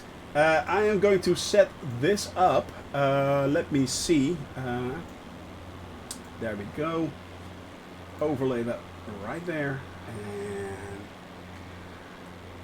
And let's see. I am going for runway 04. So that means that I have to set my my ILS settings. 04 left, and the ILS is 109.5. Actually, we still got the VOR still working, but I'm switching that to 109.5. That wasn't that hard. Right there, 109.5. It's already set, actually, so that was 110. I switched it down to 109. I'm switching that over, and that is already the it already picked up the ILS approach. Actually, it already picked up the ILS, so we are actually very near to it. I am going to head for let me see. I'm going to head for about between waypoint D8.8 and D4.1. And I should be approaching that at about between 2200 feet and 1400 feet. So yeah, 04 left. Yeah, 04 left. Exactly. Guybrush, hope you're doing well, my friend. Hope you're having fun. We are currently approaching Sharm El-Sheikh. We actually made it to Egypt. So that is pretty cool. Are you sure we are in Africa? Outside temperature is -2. It is? It's 19 degrees where I am. Good lord. Yeah. A little bit of side wind right there. Wow. That was a lot of wind right there. That was strange. But yeah. But your outside temperature is -2? Thank you very much there, Weem. As always, truly appreciate it. Alright, Sharm El-Sheikh is there in the distance. Shuttlebell is already flying there. But stay in the air, my friends. Stay in the air. That is very important. I had 9,000 feet. Yeah, that'll do it. Yeah, that'll do it. But the thing is there, Piper, because it really doesn't matter if it starts to freeze up at that altitude, because there are no clouds anyway. So there is no moisture to cling to your plane. So there is no freezing over. You do not turn into a popsicle here. As long as there are no clouds, you're fine. It can freeze up to -18, -20. You're still good. You're still good. So yeah. Moist. No moist. 21 at 7,000 feet. Yeah, I had the same thing here. Same thing. Exactly the same thing. Yeah. Still working on something. Actually loading. Aha! Is this the thing that we discussed there, Guybrush? Is that the thing that we discussed? Because, yeah, that is going to be pretty cool. That is going to be pretty cool. Alright, I'm switching my CDI right there. And as you guys can see, it changed right now. I'm going to switch over to just the camera view. Boop. And I already picked up the ILS frequency right there. I already picked it up. I did not pick up the glide slope yet, because for that I am way too high. And I'm also not close enough, but we are getting close. We are getting close. So I'm going to descend now. A little bit too fast here, but yeah. There we go. Going to descend. Ah, excellent, excellent. I'm looking forward to that, Guybrush. I am looking forward to that. Going to descend to about 3,000 feet right now, and then I can descend always later on. But right now we are going to descend to about 3,000 feet. Basically, we're now in a downward glide. We're in a downward glide. And usually you don't want to do this quickly. I mean, a vertical speed of -2,000. Trust me, your ears will not only be popping, they will be bleeding. Yeah, they will be bleeding. It's not something you want to do. If you want to do this in real life, you just simply start to circle down, lose your altitude slowly, not like this. But right now it is fine. So here we are, descending, and yeah, we're nice on track right there. We are nice on track. Power Norton, hello from Spain. Well, hello, my friend. Hello from Egypt, because we are now flying in Egypt. And welcome to the channel, buddy. I hope you're doing well. Actually, we've flown over Spain during our, of course, during our European visit right there. Wow, Madrid and Barcelona look so good in the simulator. That was really, really cool. There are a lot, actually, funny thing is, in Spain there are a lot of high photogrammetry cities. Something I did not expect, but they are there. They are definitely there. And man, flying along the northern coastline of Spain, that was so beautiful. That was so, so nice. Also, of course, the Balearic Islands, which were really cool. We actually did a few touch and goes there. So much fun flying in Spain. I can truly recommend it. It was nice. It was a lot of fun flying around Spain. And Portugal, for that matter, because, yeah, And Gibraltar. We had to land on Gibraltar. Of course, you had to land on Gibraltar. If you're flying over Spain, you have to land in Gibraltar. But that was cool. That was really, really nice. Indeed. All right, my friends. Coming up towards the final approach right here. The final approach for today. And tomorrow we are taking off again, of course, at 1 p.m. Central European Standard Time. That's 1100 Zulu. And we are then taking off from Sharm El-Sheikh here, and we are flying towards Alexandria via the Suez Canal. I recommend the entire peninsula in the north is very beautiful. Actually, Power Norton, we have flown all over Spain. Yes. I mean, we have flown... yeah, start getting your predictions in. Yeah, that's fine. Oh, why is it not predicting? Hang on a sec, guys. Wait up. There's something going on here. There is something going on. Apparently, my Twitch bot is not connecting correctly. Get your predictions in. Now it should work. Now it should work. There you go. There you go. That should work. All right. So, why?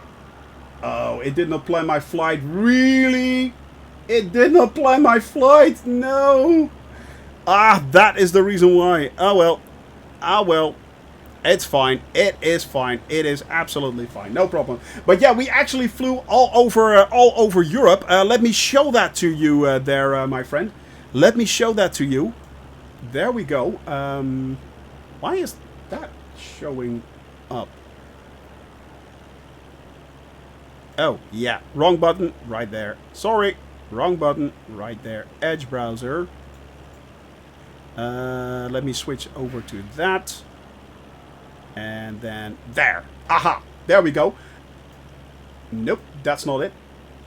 We actually, as you see, flew... This was my actual route.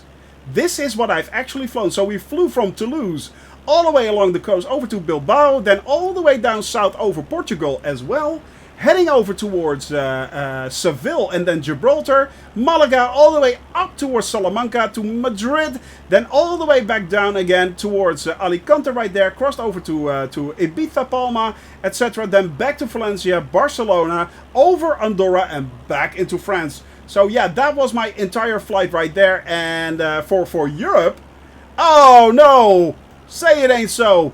F for Richard, guys. F for Richard right there. And this is the entire flight. 600,000 kilometers that we are actually doing. 600,000 kilometers. So it's, yeah, it is pretty cool, actually.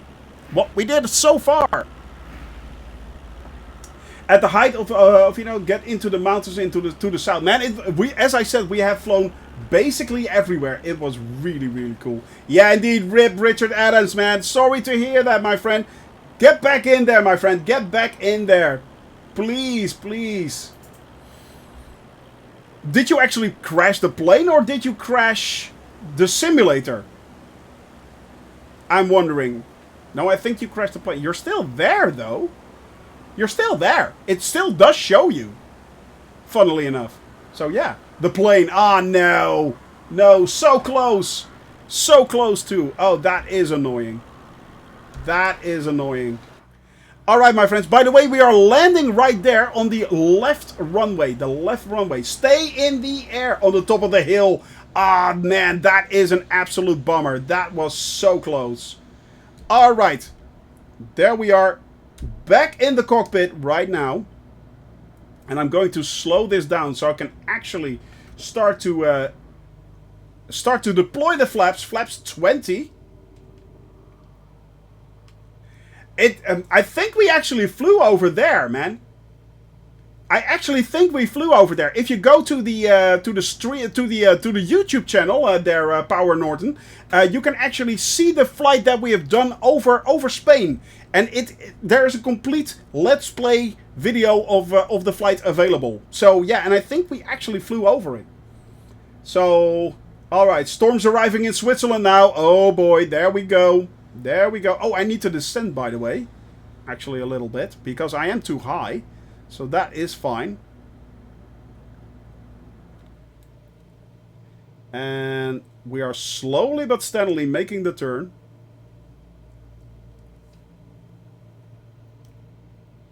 There. Yeah, it should be coming down right now. It should be coming down. And it's the left runway, not the right. Left. No problem. Thank you very much there, Power Norton. If you have any questions, please let us know. We're glad to answer, man. We're glad to answer. Let me... Yeah, okay. I'm aligning right now. Yep, left. That is coming up right now. I'm still too high, so I need to descend a little bit.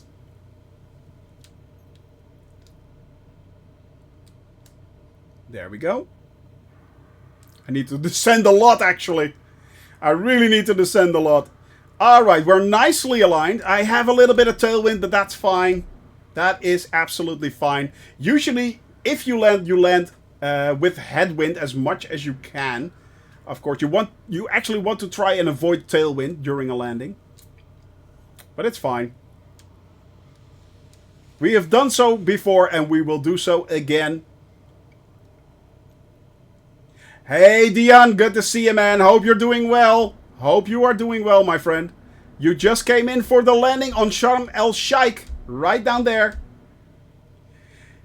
Hey, Xantiosis, good to see you, man. How are you? Haven't seen you for quite a while, actually.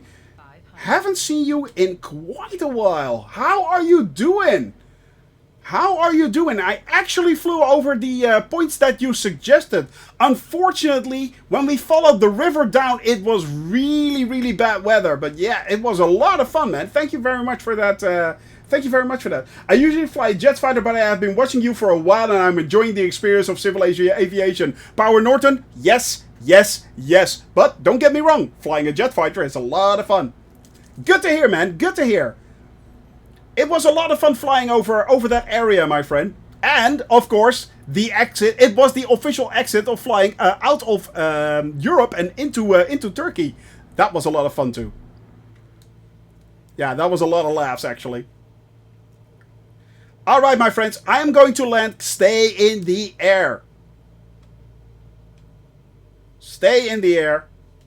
Actually, have to give it a little bit more juice. Alright, let's start leveling this puppy out. No problem there, Xantiosis, no problem there. As I said, and I've said this many a time, I am here for the long haul. I'm here for at least 5 years. I'm not kidding, 5 years.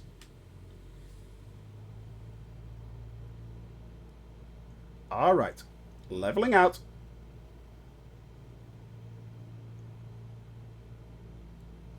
Gliding, actually. I'm gliding over the runway right now, though. That's annoying. Come on, land, baby. You can do it. Now,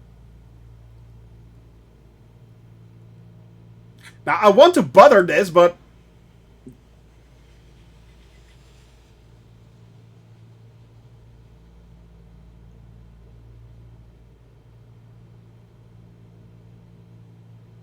Oh, here we go. Minus 29! Minus 29! Now, if that's not butter, I don't know what is. If that isn't butter, I do not know what is. Wow. AJ won the prediction 2 times running. Well played, my friend. Well played. There we go. That is not bad at all. That is not bad at all, my friends. I am going to park right over there in the distance near the fuel tank. That is where we're going to land. That is nice. That is nice. Oh, it's actually not fuel tanks. Thought it was. All right.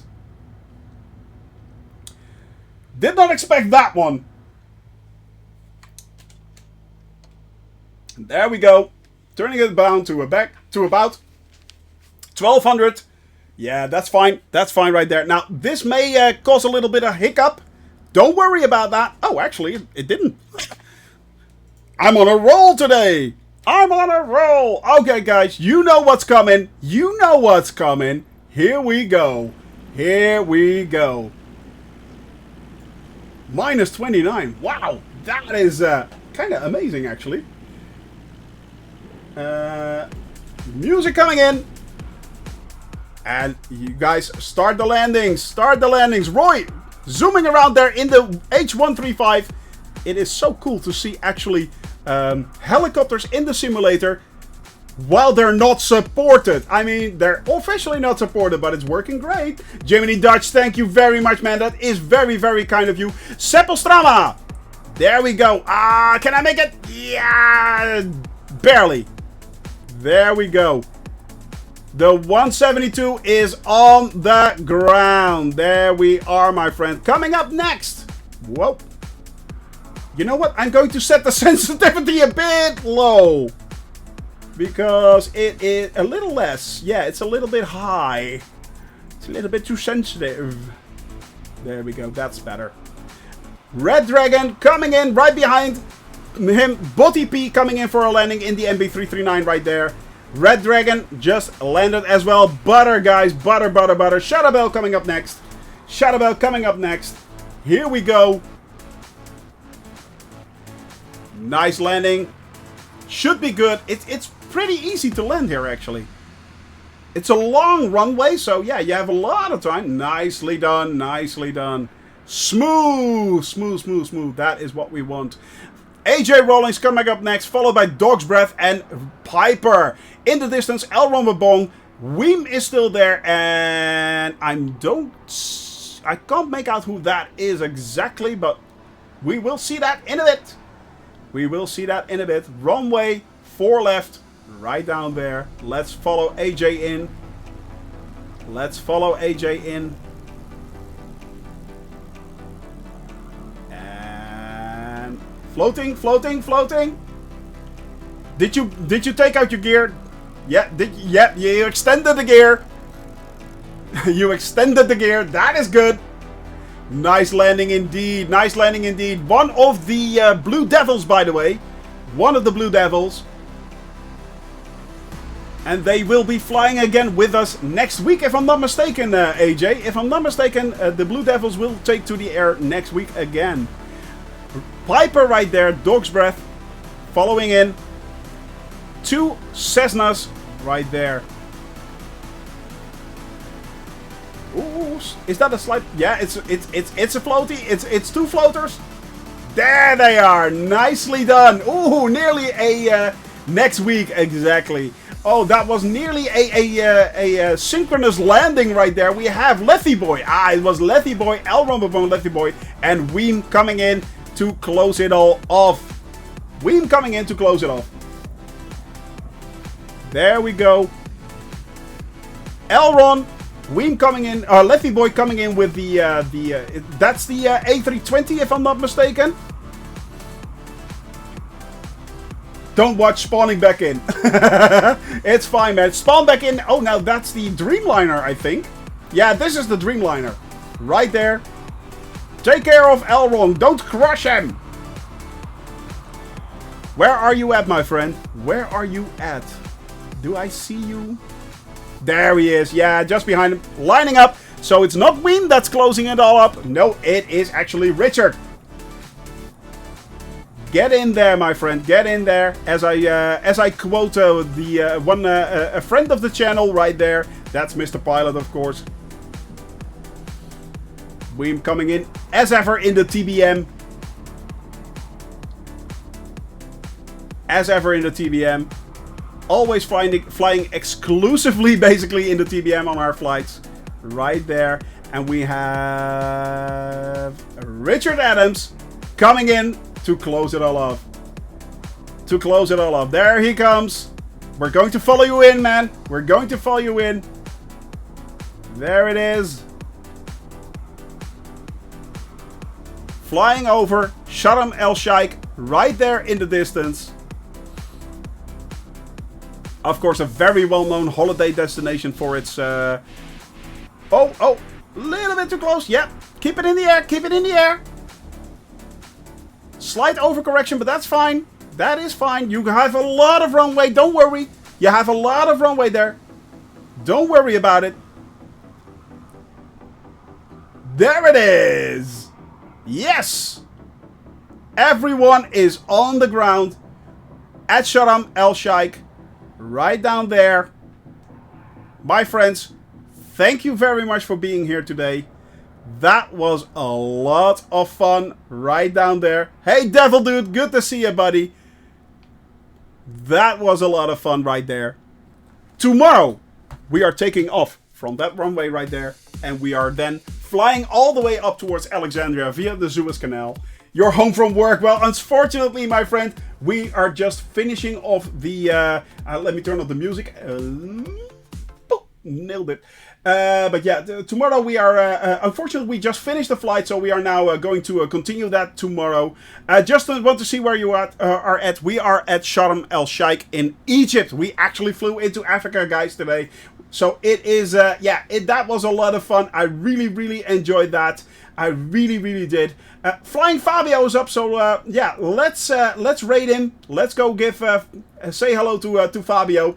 And as I said, tomorrow we will be continuing, and from there on Saturday we are doing Sim Talk, the first Sim Talk. But for now, my friends, thank you as always very much for being here.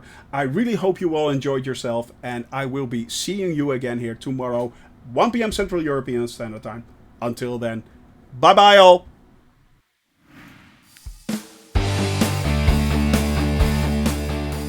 Are you ready? I am now going to play for God. It is indeed.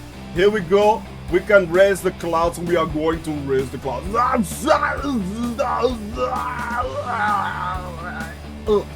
There we go.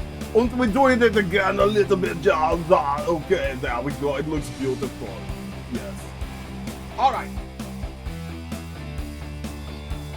Nope. Don't stall. Don't stall on me now.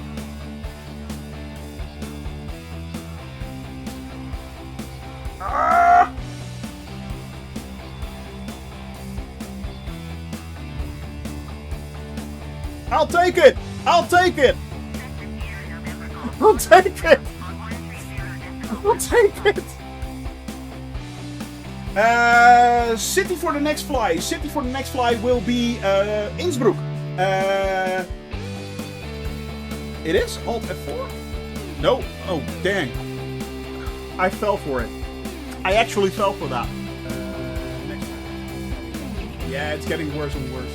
Whoa! Right. Well.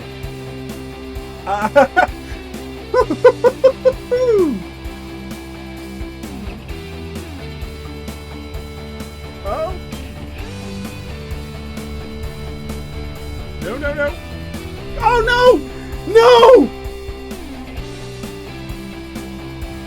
And this time. Oh, break! Ah, no! No!